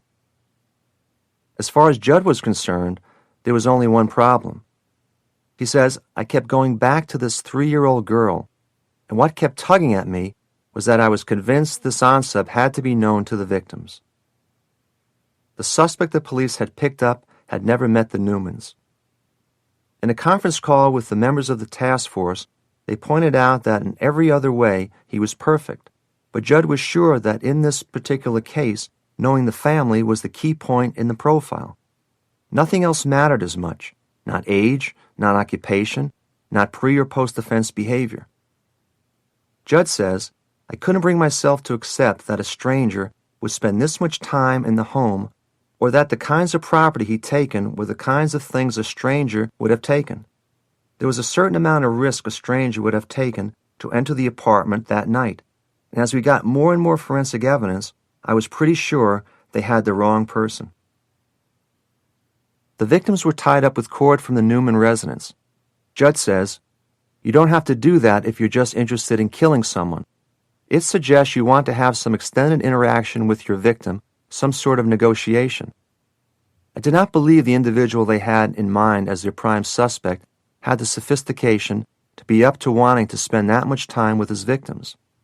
He would have needed better interpersonal skills, a better skill at communicating and negotiating than I felt he had. I was reading a lot of dynamics into that act alone. When I compared that against the person they wanted to go out to interview, it was sort of telling me, no way. The wounds didn't support the profile of a sexual sadist, but they definitely showed tremendous rage directed at each specific victim, a key reason to rule out a stranger. A stranger just doesn't do this. He has no reason to. There's no motivation for it. It has nothing to do with either MO or any conceivable signature. Another reason were the types of items that were taken. A 35mm camera was missing, and the unsub took money from a tin where Nancy stored her tips. The tin was hidden in a kitchen cabinet, so the unsub would either have to search for it or else knew where it was. Now, with as much time as he spent in the apartment, he certainly could have searched the whole place. But there was no ransacking, and very little was out of order, which would be inconsistent with an otherwise disorganized offender.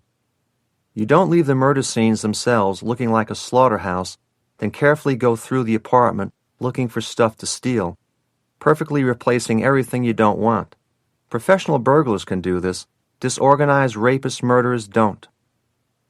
In the midst of the 2-hour conference call with the task force, one of the detectives said, well, what do you think, Judd?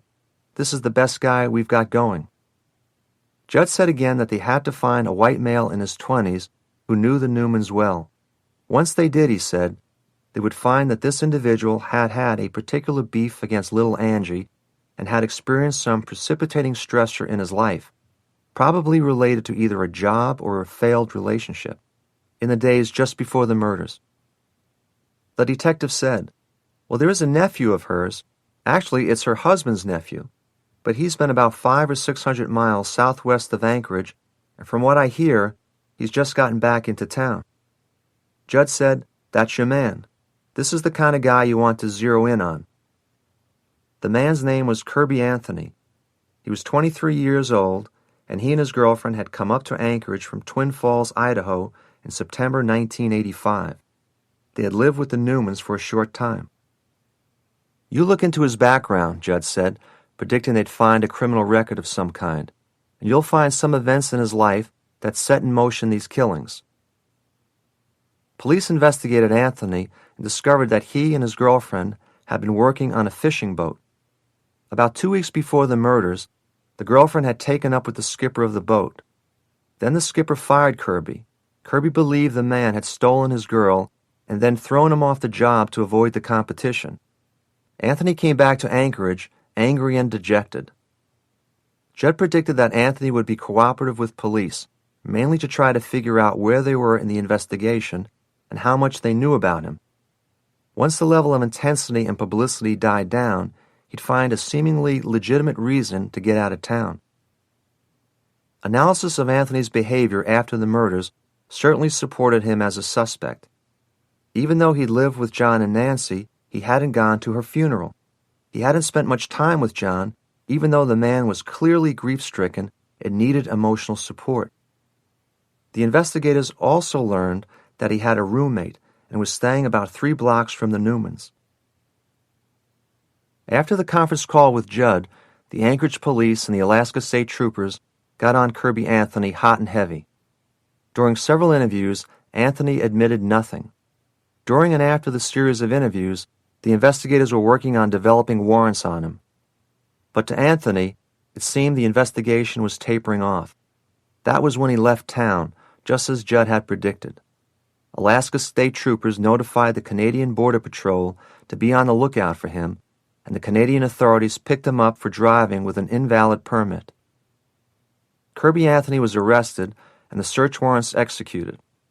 Investigators found Nancy's 35mm camera. When they examined Anthony, they found he had pubic lice. The investigators quickly filled in the background situation. When John Newman left town for his medical treatment, the atmosphere in the Newman household quickly deteriorated. According to Nancy's sister, Cheryl Chapman, Kirby began acting strange. He was mean to the children. He wasn't working, and he was hanging around with unsavory characters, not the kind of people Nancy wanted around her daughters. And the reason Anthony was up in Anchorage was that he had run into some problems back in Idaho. He'd been the prime suspect in a sexual assault and near murder of a 12-year-old girl. But police couldn't make the case because the girl had been brain damaged as a result of the attack and couldn't identify her assailant. At one point, Nancy told her sister Cheryl that Kirby was giving her the creeps. Feeling uncomfortable and unsafe, she told him to leave the house. That was when he went out on the fishing boat with his girlfriend. So when Anthony loses both his girlfriend and his job, he drifts back to Anchorage. He's feeling completely rejected. Everything is stacking up against him. Judd speculated that he approached Nancy again and tried to get her to take him back, but that she told him she didn't want anything to do with him. The likely scenario is that Anthony goes over to the Newman apartment early Saturday morning, thinking he'll either change her mind or get back at her for rejecting him. He sneaks in the same window he used in the past to come in after hours. This puts him in Angie's room. She doesn't wake up, and he moves into Nancy's bedroom and confronts her. Maybe he was friendly at first, but his showing up in her bedroom must have scared the hell out of her and confirmed all of her worst fears about him. She probably told him to get the hell out and never come back. This, of course, would have confirmed to him that the world was against him, just the trigger he needed to lash out. Anthony had a solid alibi for Friday night, but there was strong evidence that the killings had taken place around 6:30 or 7 Saturday morning.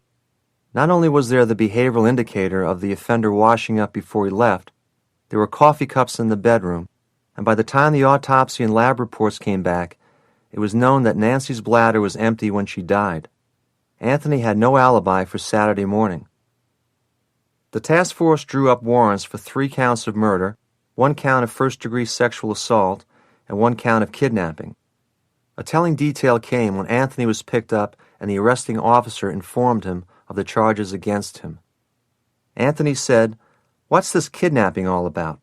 As far as he's concerned, that's the one thing he hadn't done."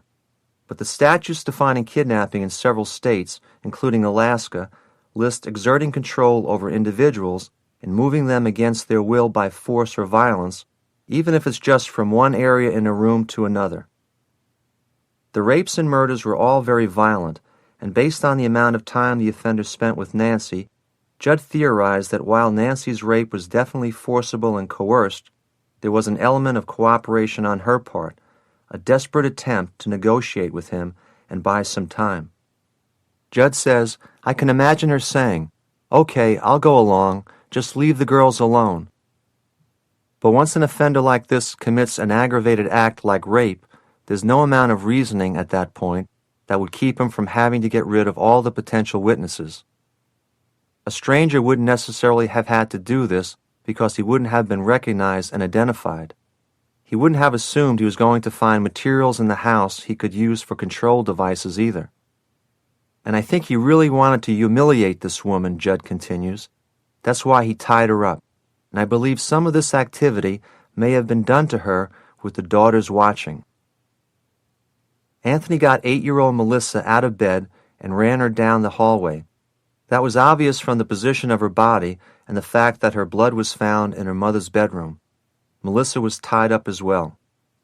The crime scene photos show little Angie's bloody body lying on the floor of her room with her toys and books scattered around her. Cheryl Chapman reported that Kirby, who used to babysit for the girls, thought Angie was a tyrant. He got especially upset when she acted like a typical 3-year-old.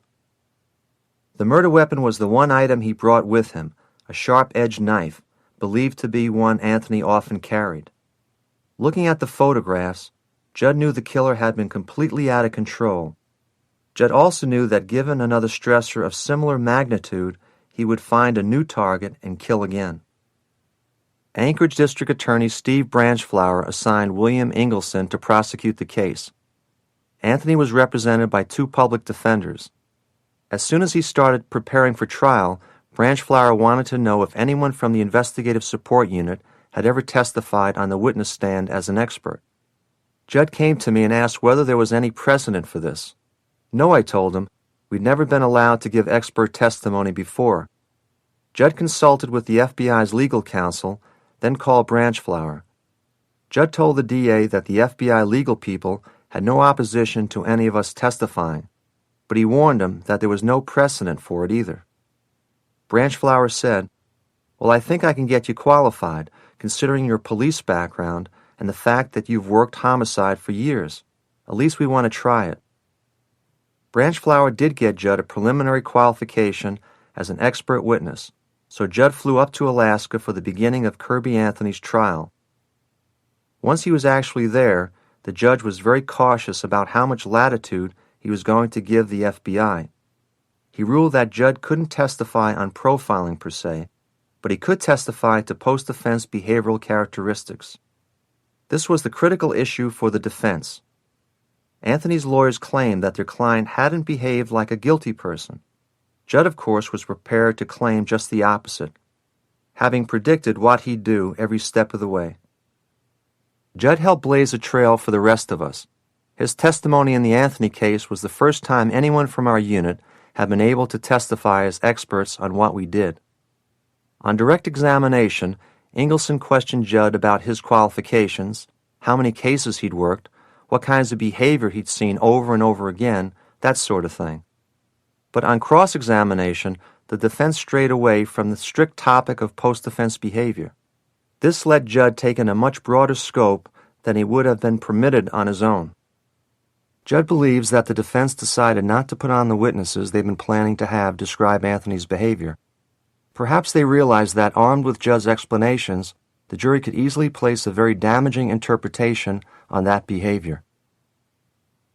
One of the main things we're hoping for in any trial is that we can get the defendant to waive his constitutional right against self-incrimination. We want him to take the stand himself and at least show the jury what he's really like. Every day during his trial, Anthony seemed a little cockier and more upbeat. Sometimes he seemed to be the one running the defense, telling his 2 lawyers what to do. In fact, he even had himself declared co-counsel. This was just the attitude and behavior Judd was looking for. When the defendant is that cocky and confident, he's going to insist on taking the stand. The prosecution was confident about the elements of its case because of the solid forensic work. They had Anthony's blood and semen, which matched up, plus the lice. but this was about a year before the first use of DNA evidence in a courtroom.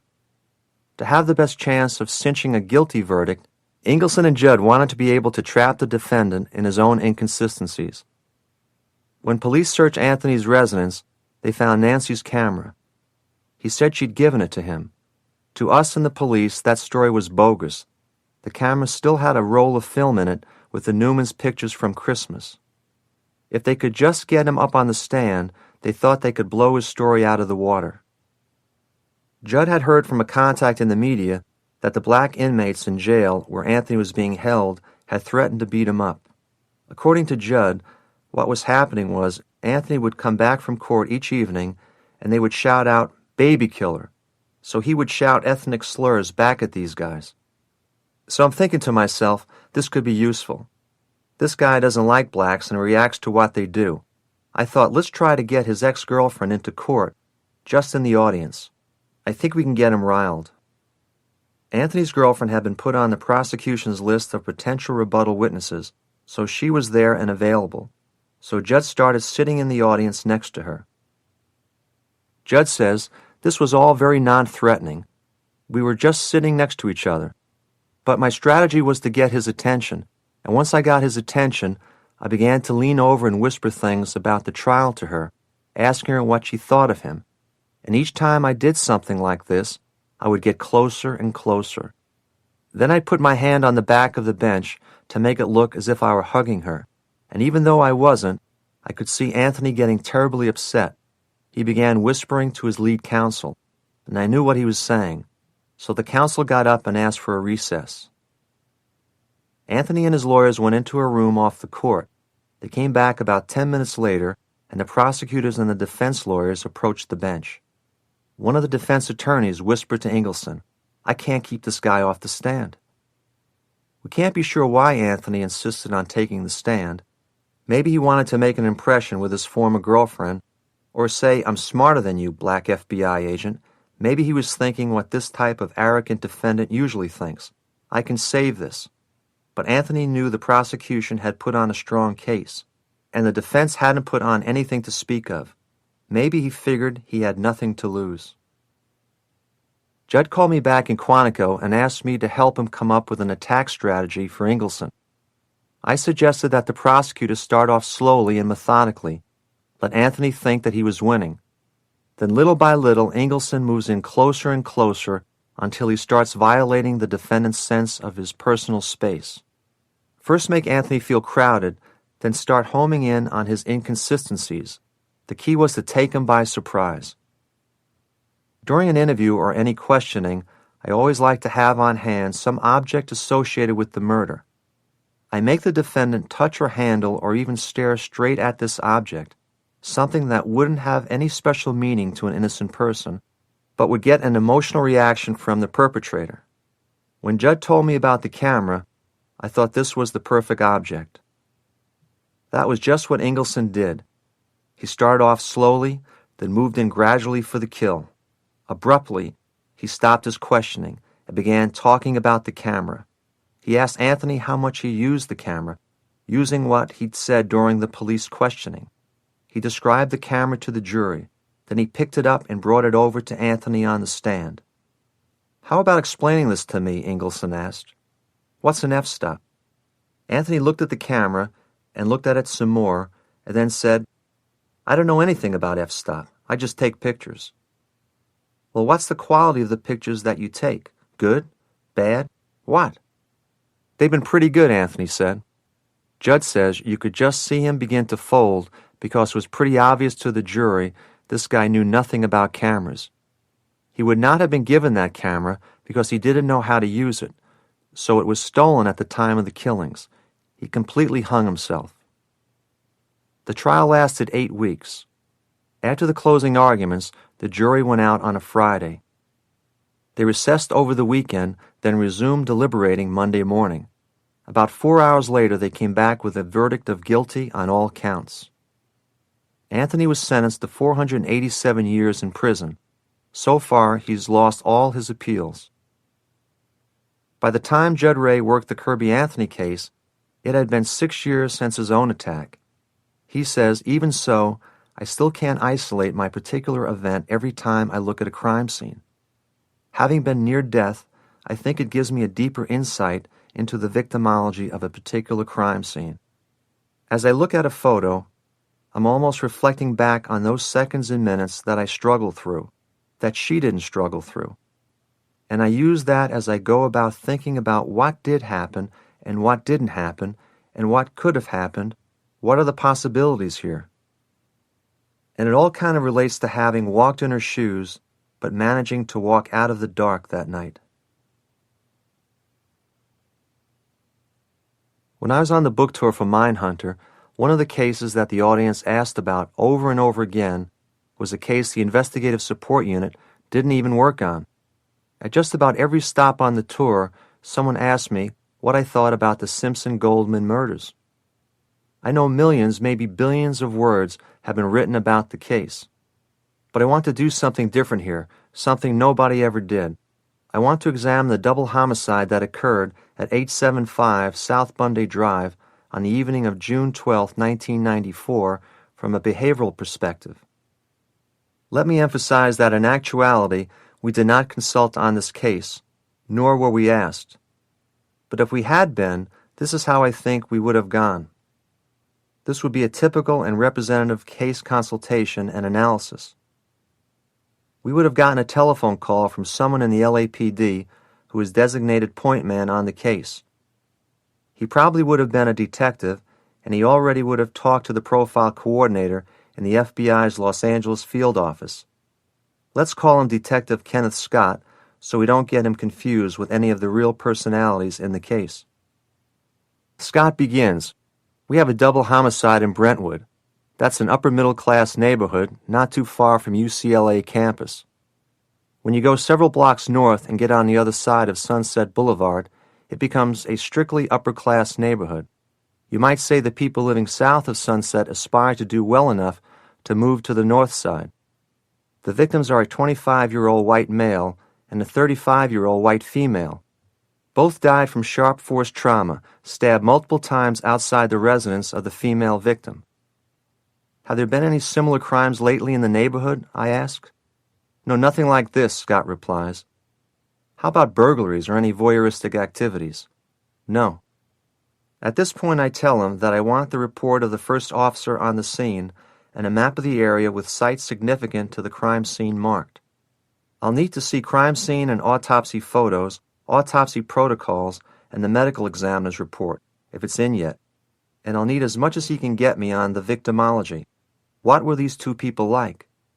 What I do not want from him is a suspect list or any theories about who it could be. I don't want to be influenced by what he's already decided. The Brown-Goldman case materials arrive by overnight mail, and I take most of the morning reviewing them. By the time I finish, it's just before lunch, morning on the West Coast. Scott's in his office, and he arranges a conference call with other key members of the task force. This is what I tell them.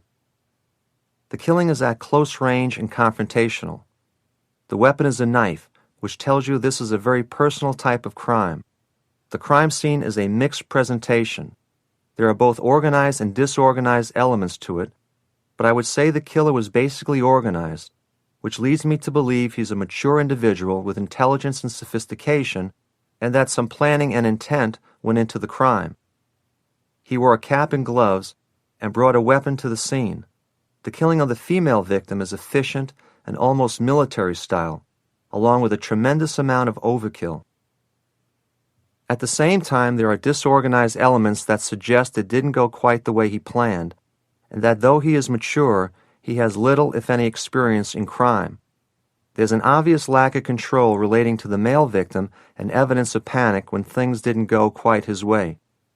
So you may see some domestic complaints on the offender's rap sheet, possibly minor altercations or fights in a bar, but certainly nothing like murder. He hasn't done time, so don't expect a police record to lead you to the guy. The mere fact of leaving a cap and glove at the scene and wearing shoes, which leave a distinctive footprint, speak to a lack of criminal sophistication and experience. He also cut himself, probably as he comes around her throat, and there's a cut in the glove found at the crime scene, which shows he wasn't prepared for the level of fight with Ron Goldman. The homicide took place at Nicole Brown Simpson's residence. That alone is strong evidence to suggest that she was the primary target. We also know that Goldman was there because Brown's mother had left her glasses earlier in the day at the restaurant where Goldman worked. Nicole had called the restaurant. They found the glasses, and Ron had volunteered to drop them by. So his being at Bundy at that particular time is a happenstance. Unless the killer actually followed him, he could not be considered the primary target. And if he was being followed, it makes no sense at all that the killer would wait until he was with another person and near potential witnesses. But let's look at some of the other facts. As you said, the ME's report says that both victims died of multiple stab wounds. And Goldman's got diffuse multiple defense wounds on his hands and arms. She's found in a fetal position at the bottom of 4 concrete steps leading up to her condominium door. Her black dress is hiked high up on her thigh, but this looks like it's due to the shortness of the dress and the way she fell rather than any attempt to lift the dress or expose her. This is confirmed by the fact that her panties are in place and there is no evidence of sexual assault and no evidence of staging. But there is a lot of bleeding, and she bled out on this last step, which was probably where the fatal assault took place. Her throat is cut so deeply she's practically decapitated. The other stab wounds are much more concentrated and directed than they are with Goldman. The killer didn't have trouble controlling her as he did with Ron. He stabbed her repeatedly, not because he had to, but because he wanted to. And this is another reason I say the woman was the primary victim, not the man. The attacker knew her, and knew her very well. One of the detectives asked, "Why do you say that?" There's no sexual assault, so this isn't a scenario where she's pissed off a rapist. This kind of overkill represents rage directed at a particular person, especially since so many blows were directed at the neck. This is not a stranger murder. He did not have to do what he did simply to kill her. He was making a statement. He was punishing her. The wounds on the male victim are different. Goldman put on an incredible struggle, one hell of a fight. Look at the types of wounds on him, the defense wounds on the hands and arms, and the deeper thrusts to the body. The on-sub was doing what he had to, just to kill him. Someone else asked, "We found a glove and a dark knit watch cap at the scene. Couldn't that belong to someone who came to rob?" Sure it could, I say, but nothing was taken. In fact, the on-sub never entered the house. But you said yourself that he was surprised by Goldman being there. Maybe it was his intent to rob, and he never got to it. I say, first of all, you told me you weren't having problems with burglars in this neighborhood. But more to the point, a burglar doesn't generally bring a knife with him to the scene. He either brings a gun or no weapon at all. A burglar has 2 goals. The first is to get in and out without a confrontation and without being seen. If he can't achieve that, and he does find himself in a confrontation, his second goal is to get the hell out of there quickly as possible. He won't stick around to hurt anyone unless he feels that's his only option for escape. A gun might help him do that. A knife isn't going to do the job. It's too up close and personal, and too labor-intensive a way of killing. It is possible, however, that the offender planned on going inside to commit the crime, but was sidetracked when he saw Nicole and Ron together and probably thought there was a romantic relationship between them. We don't know for sure whether or not there was a relationship beyond friendship between Brown and Goldman, but we do know, at the very least, that they weren't planning anything that night because Goldman was scheduled to meet several of his buddies after he dropped off the envelope containing the glasses. Scott says, "So you think he was in the process of attacking her when Goldman happens to show up at the scene?" That's possible, but I don't think so, because it appears that he began with her, went to him, then back to her. What I think happened was the on-sub sees the 2 of them together. He's been watching them. He's been stalking her. He doesn't like what he sees. So he comes out and confronts them. She recognizes him. Goldman probably does too, so he puts out his hands, palms up like, "Hey, stay cool, man. Nothing going on here. I just came to return her mom's glasses." But the offender whacks her on the head. Boom. Probably the butt of the knife. Probably hard enough to knock her out. Then he goes to Goldman, who's about 5 or 6 feet away. This is maybe 2 or 3 seconds later, and Ron is caught off guard by the attack on Nicole. He's trapped in a small space. Instinctively, he goes into a pugilistic stance. We can tell this from the defense wounds. And he's also stabbed in his left thigh and left abdomen. There's a struggle between the two men. The shirt Goldman's wearing is twisted around his body so that when he's stabbed and stabbed again, later, when the body is examined, the holes don't seem to line up with the stab wounds. Now the defense wounds are primarily concentrated on the fingers of his left hand and the palm of that hand. What I think happened is that he reached out as the offender was stabbing with his right hand. Goldman reached out and pulled the left glove off, which is the one found at the scene. By this point, the offender has worked himself up into a frenzy. As soon as he's got Ron neutralized, which is not easy, he goes back to Nicole, lifts her head from behind, and cuts her throat, slicing right through her voice box, nearly taking her head off. The ansib then goes back to Goldman because he has to make sure he finishes him off. We know he goes back there because blood is found on the bottom of one of Goldman's shoes. Now this is very, very important because it tells you that the offender is not a professional killer. This is not a hitman. He doesn't know exactly what it takes to kill this guy. He has to come back and check on him. He sees that Goldman is dying and he goes back and stabs him multiple times. That's another reason we know the crimes were committed by a single offender. 2 or more killers would have been able to control the situation better. You wouldn't have the evidence of such a struggle on the Goldman body. So you don't think this could be a drug killing then? I don't. Was either victim involved in the drug scene? Not really. They may have tried recreational drugs. A lot of that crowd does, but there's nothing in the tox screens. Certainly neither of them ever sold. I tell them, then who butchers 2 people who aren't any threat to a dealer's commerce? You expect a drug murder to be very symbolic, like the Colombian necktie in which the victim's throat is cut and his tongue is brought out through the wound. Something like that, and it would be done by professionals. You have to go back to victimology. There's nothing in Goldman's life or background that sets him up as the target of this kind of attack. Brown, on the other hand, has been through a very nasty divorce, and she's continued to have an on-again, off-again relationship with a very controlling type husband up until a couple of weeks ago. So you're saying it's the ex-husband, O.J. Simpson, Scott says. I have to clarify. What I'm saying is that we see a lot of cases like this one, and whoever did it was not a professional or experienced killer, acted alone, knew the victim well, and had a tremendous amount of rage toward her. Well, we haven't come up with anyone else who meets that description, one of the detectives says. Another one predicts, and by the time this all breaks publicly, every detail of these 2 lives is going to be subjected to scrutiny. If there was anyone else in Nicole's life who fit that mold, he won't remain hidden long. This is exactly what happened. In spite of massive efforts by reporters, presumably Simpson's own investigators, not to mention police, no one who fits this description has ever surfaced or been identified. What's your feeling about the blood? Scott asked. There's a tremendous amount of blood at the scene. In the Bronco there are several drops, but it's not covering the seats or anything, and even though we've got the socks at the Rockingham residence, we don't have a huge amount anywhere else. I suspect this is going to raise questions in some people's minds.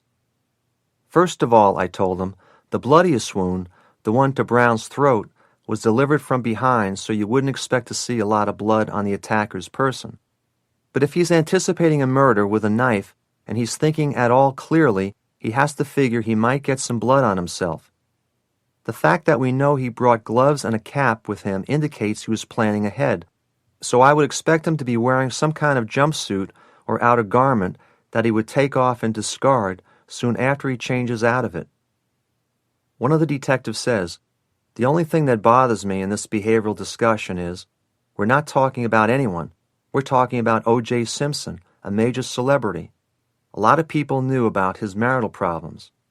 And if he's thinking about doing something like this, isn't he going to stop and think, wait a minute, I'm the obvious guy. As soon as they find her dead, they're going to come looking for me. You would think so, I reply, but from my experience, killers, whether they're first-timers or multiple, don't figure on getting caught. Had this unexpected man not appeared on the scene and slowed him down and thrown him off, he would have gotten back home in plenty of time to pull off his alibi and be on the road to the airport for his flight to Chicago. And remember, besides being a world-famous football player, he's also naturally very charming and experienced as an actor. He knows how he has to behave to throw suspicion off him. He'll talk with people and sign autographs like he always does. In his mind, he obviously justified the crime. She forced me into it, so he's already got a certain amount of peace with it. At this point in the consultation, they tell me about their forensic evidence, primarily the blood. The preliminary tests link O.J. Simpson to the crime scene. The forensic evidence and the behavioral evidence support each other. As an investigator, this is the position you want to be in. Then I tell Scott, you've got your guy. Behavior is consistent. Even in its inconsistencies, it's consistent. None of the evidence, behavioral or forensic, not one shred of it, suggested any theory but this one. The ex-husband of the female victim was responsible for the murders at 875 South Bundy Drive on the night of June 12, 1994. I started this audiobook with a look inside the mind of a murderer. I want you to know something about his victims, too. Sedley Alley ended the life of Suzanne Marie Collins, but she wasn't his only victim. Her parents and her brother, all the people who knew and loved her, they're his victims, too. I've always felt a bond with the victims of the crimes I analyze. I don't think you can be a decent person doing my job and not feel that connection. But the Collinses are special. I met Jack and Trudy Collins during the Sedley Alley's trial. I liked them right away, but I had no idea how much they would do to help and counsel others who experienced similar tragedy. The Collinses and people like them are the reason I do the work I do. This is their story. As soon as he saw her for the first time, John Collins knew that Gertrude Martinez was the girl for him. It was May 1956 at the White Cannon Restaurant in East Rockaway, Long Island. Gertrude, or Trudy as she was called, was there for a young Republican club dance. Jack was there with a friend who knew Trudy and introduced her to Jack. Right then and there, I saw into her soul, Jack said. Trudy wasn't so sure, at least right away. She was with a date who wouldn't appreciate this other man's attention. But Jack persisted. He got her phone number from the friend. He called and asked her out. She agreed to give him a try. After this first date, he asked her to marry him. After 7 years of marriage, Jack had graduated from law school, worked briefly for a firm in New York, then decided his career ambitions lay more in diplomacy than law. He sat for and passed the notoriously challenging State Department exam and joined the Foreign Service. The couple decided the time was right to adopt a child. But since Jack was Catholic and Trudy was Episcopalian, they were considered a mixed marriage. Church agencies they approached told them their case wasn't suitable. In 1963, Jack was vice consul of a U.S. consulate office in Syria. He had heard that there was an orphanage in Beirut, the capital of neighboring Lebanon, from which it might be easier to adopt. Jack and Trudy both fell in love with a beautiful little dark-haired, dark-eyed 6-month-old boy. By August 25, 1963, the little boy was theirs. They named him Stephen Thomas Collins. In the summer of 1967, back in the United States, the Collinses adopted another child, a year-old baby girl with blonde hair and luminous skin. They named her Suzanne Marie. Her beauty belied her personal history, which was a woeful one. In the year she'd been alive, she'd already been through 4 homes. She had just returned from a foster family when Jack and Trudy saw her and fell in love with her. To make sure Stephen didn't feel slighted, they reaffirmed that they'd picked him out to be theirs and how special he was to them, and that now he would have a sister who would be special too. They took Stephen with them when they went to pick up Suzanne to bring her home. Jack recalls, we went in hoping for the ideal, where we'd see this little girl and she'd run up to me or Trudy. Instead, we both walked over and she backed away and started crying. We took another step, and she backed up another step and cried harder. And then Stephen started walking toward her, and she went over and put her arms around him. I think they bonded that minute. Trudy adds, with what she's been through, she was so afraid of big people, I think she was glad to see someone her own size. Early on, it became clear that Suzanne's favorite color was blue. Jack started calling her Bluebell after he noticed this. In certain light, he thought her eyes were the same color as the sky. Sometimes he shortened it simply to Belle. Trudy called her Sue Blue. Suzanne loved all the nicknames. The serious-minded Stephen still called her Suzanne. Right from the beginning, she showed her curious, independent streak. Trudy says, she just never looked back. She was fearless. I'm not sure Stephen was any better behaved than she was. He just had more reasonable fears which kept him from getting into trouble. Stephen remembers that Suzanne was always a very happy child. She had a really shiny personality. She was always in a good mood. Because of my father's work, my parents always did a lot of entertaining, and Suzanne was invariably the star of the show. She loved the attention. There wasn't anyone who didn't like her. Whatever took hold of Suzanne's imagination came easily to her. Whatever didn't interest her was like pulling teeth. That included her studies. While their family was stationed in Greece, she and Stephen went to the Ursuline school. In September or October for the second year there, one of the nuns sent a report home saying that Suzanne couldn't seem to master the multiplication tables. So when he got home from work that night, Jack said to her, "You're a smart girl. Why are you having trouble?" She replied, "Well, I think my brain rotted over the summer." Jack said, "Could I hear that again?" She repeated her analysis of the problem, so he told her, "We're going to play a game together.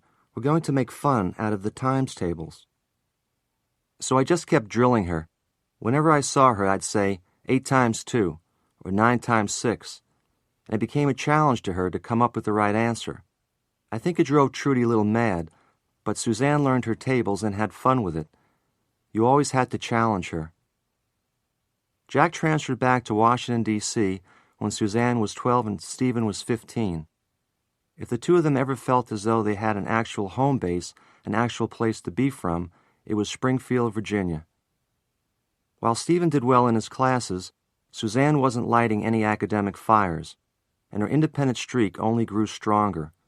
Suzanne would do whatever she set out to do, merely factoring in the discipline or punishment as the price to be paid. Trudy remembers, Sue often said, "I want to be mistress of my fate. I want to decide what I'm going to do," and I would answer, "Well, there are certain areas where you can't do that. You're underage, and we're your parents." Then she would say, "But I know what's good for me." I would say, "Well, that's debatable, and besides, we're in charge." She'd be due home at a certain time, and she wouldn't come home and she wouldn't call. So when she did finally come home, the riot act was read. We'd say, "We told you, so the next time we're going to take an hour off." But of course that didn't matter. She went out and stayed out late anyway. But she also knew how to use her charm and naturally affectionate personality. Trudy says she'd hug me and say, "I'm so sorry, Mom." I used to tease her and say, "Don't try to get around me by giving me a hug. Hugs don't count when you're not doing what I asked you to do." She'd say, "They don't count for anything?" And then, of course, I'd have to relent and say, "Well, they count for something." At the base of the conflict with her parents were her grades in school. Other than science class, academics just didn't interest her. Stephen said she just wasn't academically challenged in high school. She found all the other aspects of high school tremendously engaging. She was elected to student council each year and ran all the school dances. Through the church, she regularly did volunteer work with retarded children and young adults. Suzanne was the school's primary advisor to the lovelorn and was continually getting caught passing notes in class advising her friends on their relationships. Much of this incriminating evidence would end up being sent home to Trudy with letters from the teachers saying, "Instead of her classwork, this is what Suzanne was doing today." As her graduation got closer, Suzanne and her parents talked a lot about her future. As smart as she was, her grades had never been good enough for a college with any kind of scholastic standards. and she made it clear she didn't want to go to a local community college or settle for some rinky-dink job, as she put it. She wanted to go somewhere away from home. The decision to join the Marine Corps came as a surprise to everyone. Recruiters from all the services had visited Suzanne's high school, and one day in March of her senior year, she came home and told her parents, "I'd like to join the Marines." Jack doesn't remember ever having heard her mention the military before that. He said, "Well, gee, Bluebell, I'm just curious. You know how proud I am of being a naval officer, and you've heard all my stories about serving on ships. I can't imagine why you'd want to go in the Marines." She looked at him plainly and said, "Dad, the Marines are the best." What could I say to that, Jack recalls. So I answered, "Well, you're the best, Suzanne, so that's fine." Suzanne graduated from high school in June 1984 and went into the Marines on June 27th. She did her basic training at Marine Corps Recruit Depot, Parris Island, North Carolina. Marine basic training is tough. The concept is to break each recruit down and then build him or her up in the Marine mold. Suzanne thrived in basic. She knew she needed this kind of structure in her life and loved the sense of direction it gave her. Private First Class Suzanne Marie Collins reported to Marine Aviation Training Support Squadron 902 at the Memphis Naval Air Station in Millington, Tennessee on October 20th, 1984 to begin Class A avionics school. In March 1985, Suzanne met the person who soon became her best friend, Susan Hand, who arrived at Millington on March 11th. The similarities between the two women were remarkable. Besides their almost identical first names, they bought similar model cars before they knew each other. Both women were tall, blonde knockouts. There are photographs in which Trudy can hardly tell them apart. Through a mutual friend, Susan and Suzanne met their boyfriends, Chris Clarkson and Greg Gonzo Gonzowski. Both men were Marine air traffic control technicians and great athletes. They were best buddies from their hockey-playing days in Michigan's Upper Peninsula, and they co-captained the Memphis-based soccer team. Soon the two couples, Susan and Chris and Suzanne and Gonzo, would go everywhere and do everything together. Suzanne and Susan were just about the only two girls considered good enough to be invited to play soccer with the guys. The women frequently went out running together. Susan could handle 7 or 8 miles at a time, but Suzanne could often go another 2 or 3 after that. Suzanne would run around the golf course on the north side of the base either by herself or with the guys when she wanted to go longer distances. Among her greatest accomplishments at Millington was Honor Deck. This is the official description of the Honor Deck. Only the most motivated students are selected as members of the Honor Deck after being recommended by their troop handlers and maintaining an 85% academic average. Members of the Honor Deck participate in color guard details, formation runs for charity, and various civil functions throughout the Memphis area.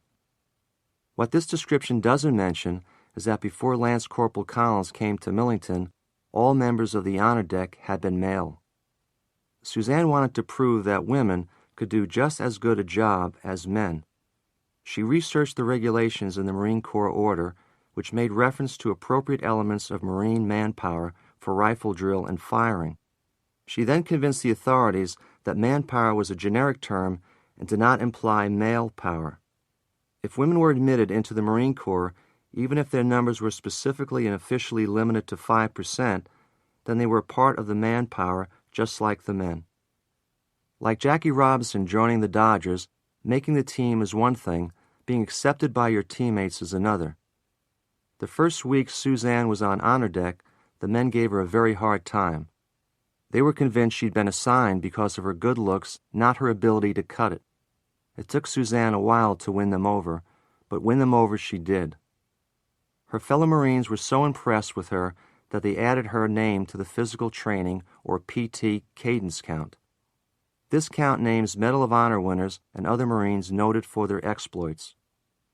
Suzanne was thrilled. She wrote to a family friend, a former Marine, "They have a PT chant about Dan Daly and other famous Medal of Honor winners and such. Well, now they have added a couple of lines down here about Private First Class Collins. Our Honor Deck PT is used almost every day so I hear that many times a day. Every time I hear it, I become more inspired and honored that I was able to join the U.S. Marine Corps. If she hadn't been famous enough around base before, she sure was now. As graduation quickly approached, the only dark cloud on the horizon was that Suzanne had been assigned back to Cherry Point, while Susan was going to be an air traffic controller at El Toro Marine Air Station in California. Greg Gonzowski was going to California too. Greg loved Suzanne and wanted to start thinking about marriage. Suzanne loved him too, but according to Susan, she was having too good a time to settle down. On July 10th, Susan's mother and 4-year-old sister came down from Illinois for the graduation. The next evening, Susan and Suzanne were going to celebrate by going to dinner with Susan's mother. But shortly before they left, the staff sergeant assigned Suzanne to be duty NCO for the day, which meant she couldn't go. She told Susan and her mother to go without her, and they arranged to meet in the park the next morning before graduation. Duty consisted of sitting at a school-type desk behind a painted red line in front of the barracks building, checking out people who went in.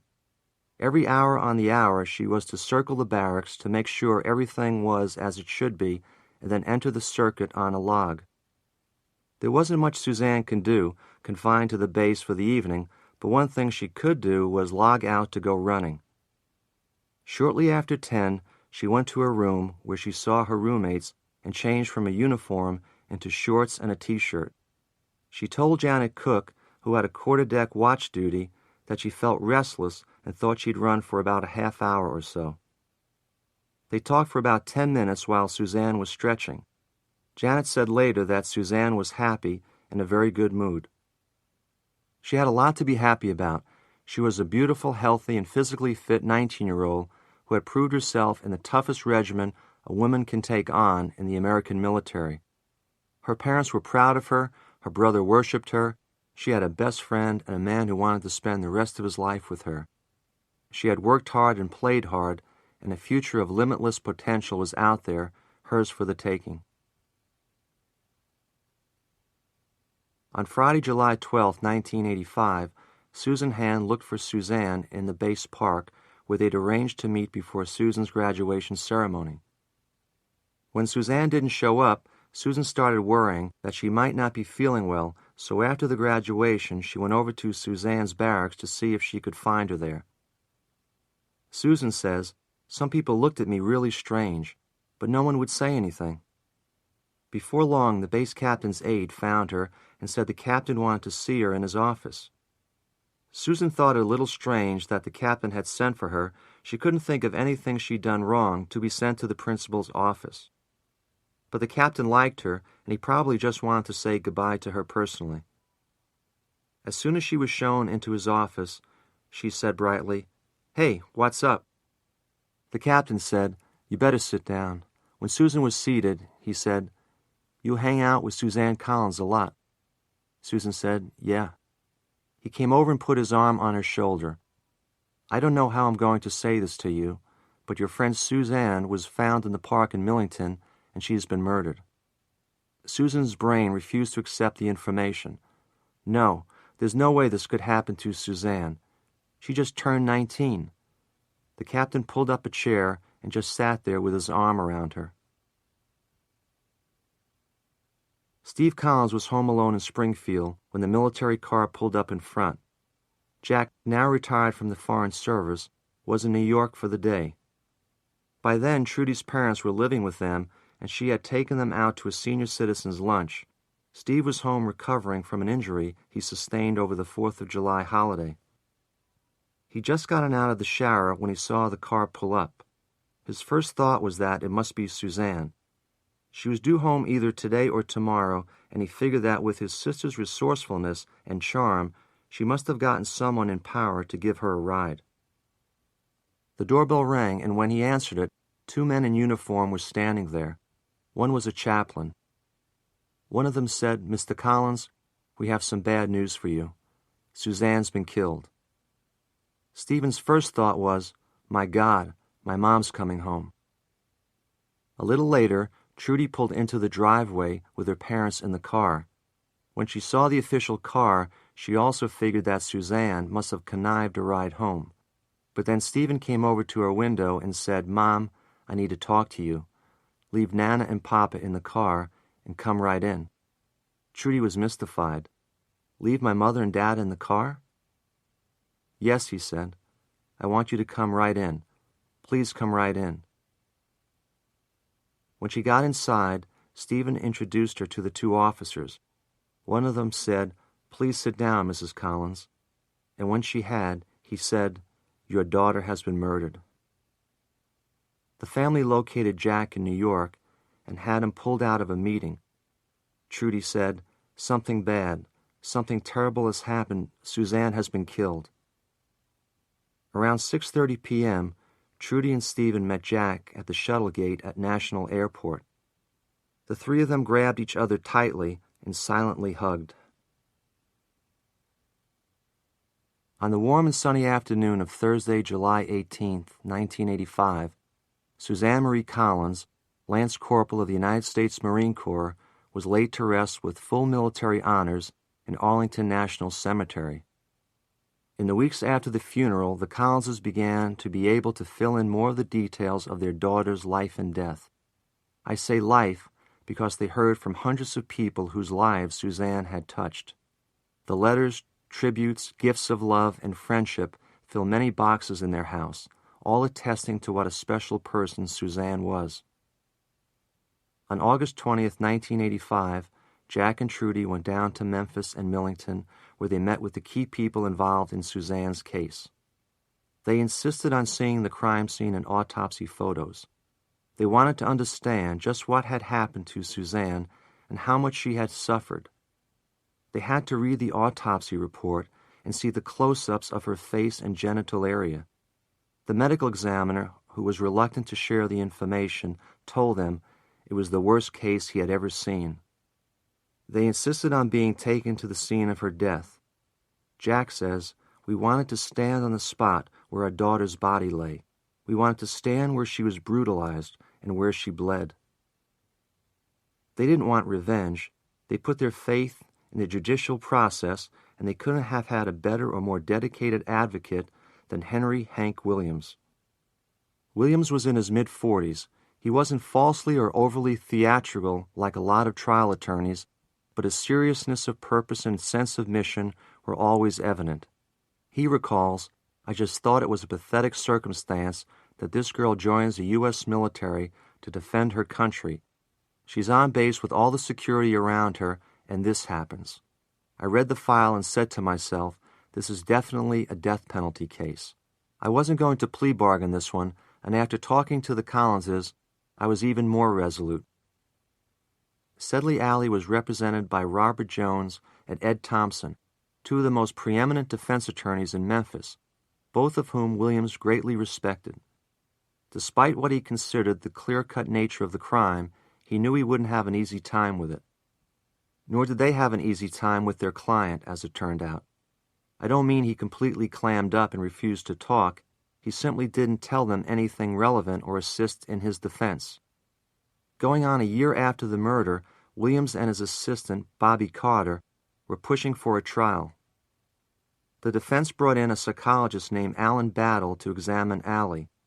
When Dr. Battle interviewed him, he got a similar response to what Alley had been giving his lawyers. To any substantive question, he'd respond, "I don't remember." How could this happen? After all, the day Suzanne's body was found, he told the detectives what he'd done and that he killed her. Well, how about if he had several personalities and only one personality remembered, the others didn't because they had no part in it? That was the explanation Dr. Alan Battle came up with. He then hypnotized Alley and became more convinced. 10 days before the scheduled trial date of March the 17th, 1986, Jones and Thompson officially raised the possibility of multiple personality disorder. They said they needed more time to study Allie's supposed condition. The trial was postponed. Allie was sent to the Middle Tennessee Mental Health Institute. For 6 months, 6 therapists of various sorts examined him without coming to any definitive conclusion. Physical tests revealed nothing out of the ordinary. Under hypnosis, Allie revealed that he had been split into 3 personalities that night. There was the regular Sedley, there was a female personality called Billy next to him in the car, and there was Death, dressed in a black hood and cape and riding a white horse next to the car as it drove along. As a forensic tool, hypnosis is often used to help someone focus and concentrate on a specific event. It doesn't work on everyone. I'm not even sure it works on most people. In some cases, the subject might be very suggestible on either a conscious or semi-conscious level to what he thinks the hypnotist wants to hear.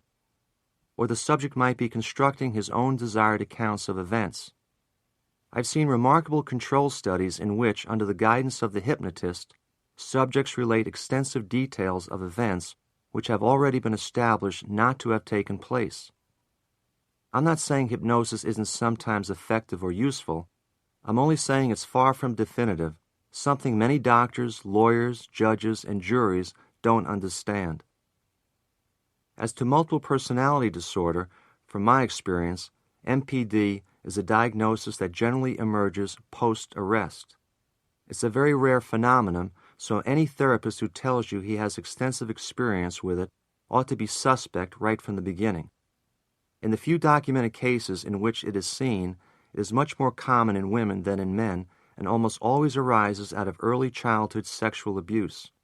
If you're going to see evidence of MPD, you're going to see it early. Another issue is that there doesn't seem to be any evidence that MPD has made an otherwise nonviolent person become violent. And if you're going to use it as an insanity defense, you're going to have to show, which I don't think you can, that one personality was responsible for the crime and the others were powerless to stop him. One thing for sure, some personality gave a detailed description of killing Suzanne to the authorities. I studied the transcript. There's no mention of Billy or Death or indication of a feminine persona. Meanwhile, the pretrial procedure dragged on. After 4 postponements, the murder trial of Sedley Alley finally got underway in early March of 1987 in the 13th Judicial District Criminal Court, Shelby County, Tennessee, with Judge W. Fred Axley presiding. At the request of the prosecution, I flew down to Memphis. I had 2 main purposes in being down there. First, the prosecution was hoping Alley would take the stand. If he did, they wanted advice from me on how best to nail him and how to get him to show his true personality. The second purpose was to help the prosecution explain the motive for the murder. I could give them an analysis from a behavioral perspective that they could explain to the jury. As soon as Williams had described the case to me over the phone, and then I got a chance to review the complete file, I knew that Sedley Alley's version of events didn't make sense. He said the death was an accident, that he had no intent to injure her. That, in a word, was bullshit. First of all, this was a generally organized type of crime. The murder itself was mixed, with elements of both organization and disorganization. This indicated to me that in spite of her strategic disadvantage, Suzanne must have put up a hell of a fight.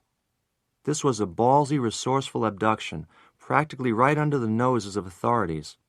To disable and neutralize someone in the conditions Suzanne was in, even for someone as large and strong as Allie, he'd need the element of surprise so he could quickly blitz her. After that, he just as quickly got her into the car and figured out a way to get her off base, even though 2 Marine joggers were running after him as fast as they could. He got her past the security gate and took her directly to a place where he knew he wouldn't be interrupted. You just don't start out creating a crime this brutal. He must have had prior experience. I was therefore not surprised when Williams told me his suspicions both that Allie had strangled his first wife, that he might be responsible for 2 other murders in California similar in style to the Collins killings, although he was never charged with these crimes. Second, the crime was clearly a lust murder. Special Agent Roy Hazelwood and I defined these crimes in an article entitled The Lust Murderer that we had written for the April 1980 issue of the FBI Law Enforcement Bulletin. Typically, these killings are heterosexual and intraracial in nature and are so defined because they involve mutilation or torture of the genital areas. The abduction itself was clearly a crime of opportunity, but Allie broke off the tree limb and thrust it up between Suzanne's legs while she was still alive. That's what the autopsy report showed. There's no way that was anything other than the premeditated, sexualized rage of a psychopath intent on having his own way. Lust murders don't really lust in the way we normally think of it. Sedley Allie hadn't been lusting after Suzanne Collins. As far as we know, he'd never seen her before. And the fact that there may be no actual sexual assault or penile penetration of the vagina doesn't mean this is not a sexualized act. In the criminal mind, sex takes many forms. David Berkowitz, who shot his victims and never touched them, admitted that he would later go back to the murder scenes and masturbate, thinking about what he had done. Both in Berkowitz's case and Allie's, I knew what I was seeing here was a sexualized manifestation of power from an individual who, under normal circumstances, had none. There was evidence of that. Blood was found on Allie's shorts, indicating that he had rubbed up against Suzanne's genital area after killing her. The assertion that he had inserted the stick to stage it as a sexual crime was patently ridiculous. The nature of the damage to internal organs showed that the stick was inserted with considerable force 3 or 4 times. You don't do that if you're staging. You put it in and get the hell away from the crime scene. What I wanted to get across to the prosecution team was that they had an angry and frustrated man with a tremendous amount of rage at life in general and women in particular. He tried to blunt his anger with drugs and alcohol, and on that particular night he wasn't going to put up with any frustration. When he felt that this pretty young runner wasn't immediately receptive to him, he just lost it. He couldn't handle his rage and just lashed out at her. In those days we couldn't testify on behavioral subjects. The courts had not yet accepted this, so I sat behind the prosecutors, took notes, and discussed the case with them at the end of every trial day. Allie's tape-recorded statement the afternoon following the murder, in which he asserted that Suzanne's death was an accident, was played in court. The jurors got to hear him insist, "I did not have sex with her at any time. I want to make that clear right now." The jurors heard for themselves that he made no mention, nor was there any suggestion of either Billy or death. Of course that wasn't the last word, because Allie also offered his insanity defense, with defense psychologist Battle testifying. When you offer an insanity defense, you open up a lot of avenues for the prosecution to dispute the claim. Williams read the letters Allie had written to various relatives in which he very rationally discussed his intention to plead that he was temporarily insane and how that would provide a better outcome for him. Williams also presented testimony from mental health professionals who said that Allie's claims of hallucinations and multiple personalities was inconsistent with what an individual actually suffering these disorders would experience. More specifically, his conduct during interviews and evaluations was unrelated to his behavior at other times when he didn't have to perform. When pressed in court, defense psychologist Dr. Battle could not say which of the personalities had been in control during the murder. Since his theories were perhaps the key linchpin of the insanity defense, it began unraveling quickly. Allie's mother Jane tried to bolster the mental health argument, testifying in her son's behalf, tearfully telling the court that there's always been something wrong with him. But no one else was able to offer any believable evidence of multiple personalities in Allie prior to his arrest for the murder of Suzanne Collins. As Williams recalled, no one could come up with anything worth a flip to support him having MPD as a child. What kept coming out instead were examples of his antisocial personality. In the end, Allie chose not to testify. If he had, there is little doubt in my mind that we could have systematically taken him apart, showing him up for what he really was, a mean and sadistic psychopath who was willing and able to take another human life simply because he was frustrated and felt like it. Throughout the trial, my heart went out to Jack and Trudy Collins. They looked devastated, exhausted, lost, dazed, and empty. I knew they'd viewed the crime scene photos, and I could hardly imagine parents being able to get through them. After 6 hours of deliberation, the jury of 10 women and 2 men found Sedley Alley guilty of murder in the first degree, aggravated kidnapping, and aggravated rape. After 2 additional hours of deliberation on sentencing, jurors recommended death by electrocution. Judge Axley set the execution for September 11, 1986. Jack and Trudy hoped for closure with the jury's verdict, but the ordeal had only just begun. From the day Sedley Alley was charged, the one thing Jack and Trudy sought was closure, a word you'll hear over and over again from the victims of violent crimes and their families. As long as the process remains ongoing, as long as appeals continue and the jury's sentence is postponed, as long as the survivors have to relive the horror and have the scar tissue torn off at every hearing or court appearance or parole board review, there can be no closure. And throughout the entire process, they found that while the defendant receives every consideration, the victim of the crime, actually the victims, for each crime has many victims, was almost ignored by the system. In Tennessee, when a defendant like Sedley Alley is found guilty and sentenced to death, there's an automatic appeal to the Tennessee Supreme Court. The middle level, the Court of Criminal Appeals, is bypassed. It took more than a year until October of 1988 for the trial transcript to be prepared and for oral arguments in Alley's appeal to be made. By this time, he had a new set of lawyers. In August of 1989, roughly 2.5 years after the trial and 4 years after Suzanne's murder, the Tennessee Supreme Court unanimously affirmed Sedley Alley's conviction and sentence. The defense lawyers then made the standard appeal to the United States Supreme Court. In January 1990, their request for the case to be reviewed was denied, in effect stating that the court saw nothing in the case record indicating or suggesting a reversible error. Justices William Brennan and Thurgood Marshall, both longtime death penalty opponents, dissented. But it seemed like the long slog through the legal system had run its course. Execution was set for May 2, 1990. So at that point, the Collinses felt this part of the ordeal would soon be over. At least when they visited Suzanne's grave, they could tell her that justice had been administered. But it still wasn't over. The concept of habeas corpus is at the very heart of English and American law and justice, dating back at least to the 14th century. Literally, it's Latin, for thou shalt have the body. In effect, it lets anyone in custody petition for a hearing on the legality of that custody. The problem that's developed, in the view of all those who've been calling for habeas corpus reform, is in the area of statutory as opposed to constitutional habeas corpus. The first state statute on habeas corpus was passed in 1867.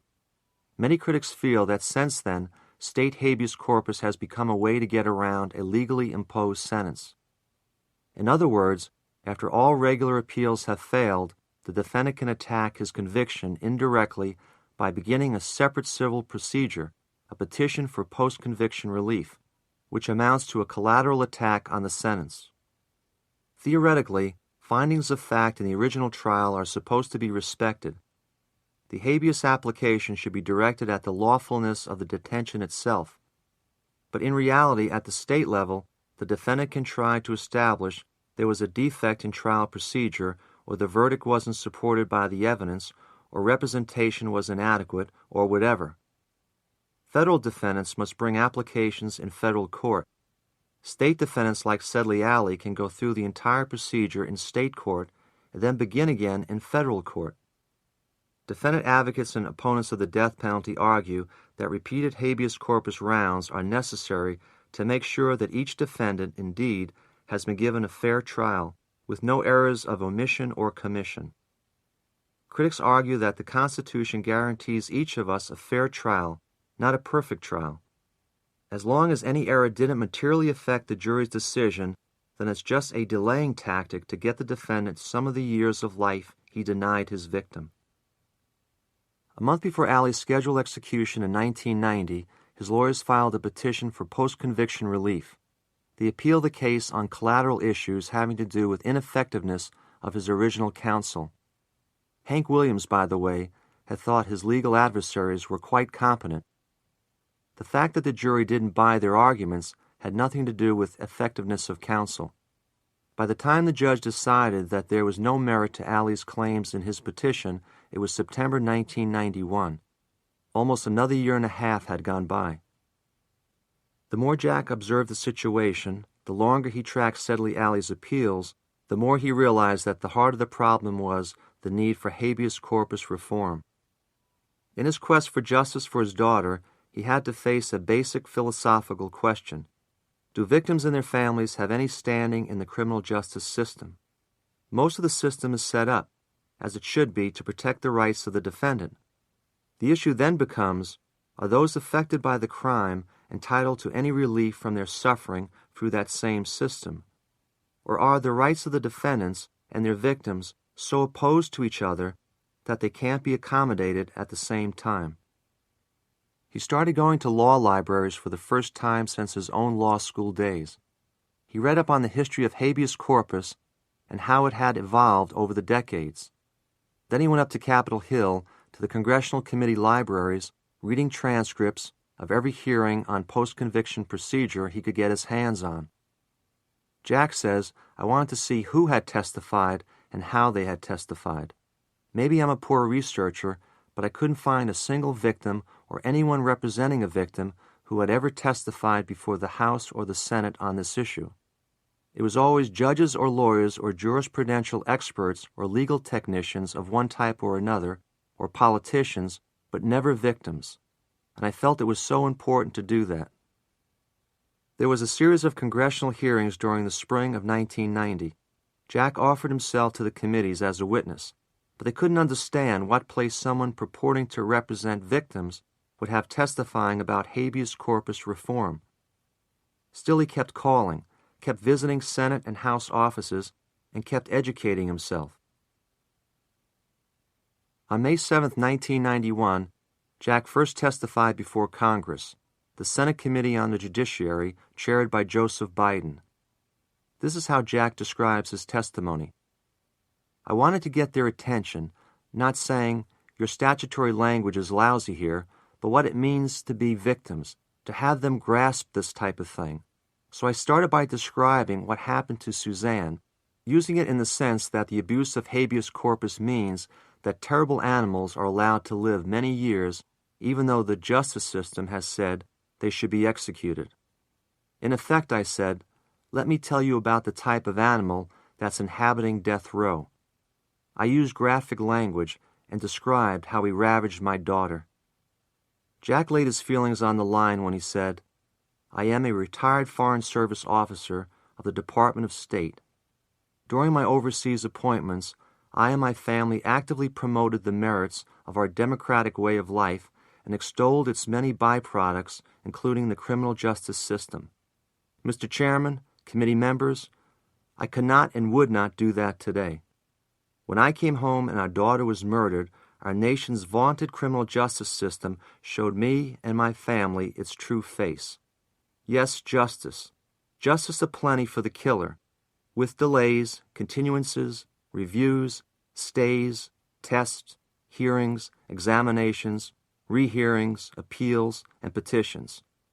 For us, the victims, neglect, uncertainty, waiting, frustration, more waiting, injustice, and a growing sense of despair.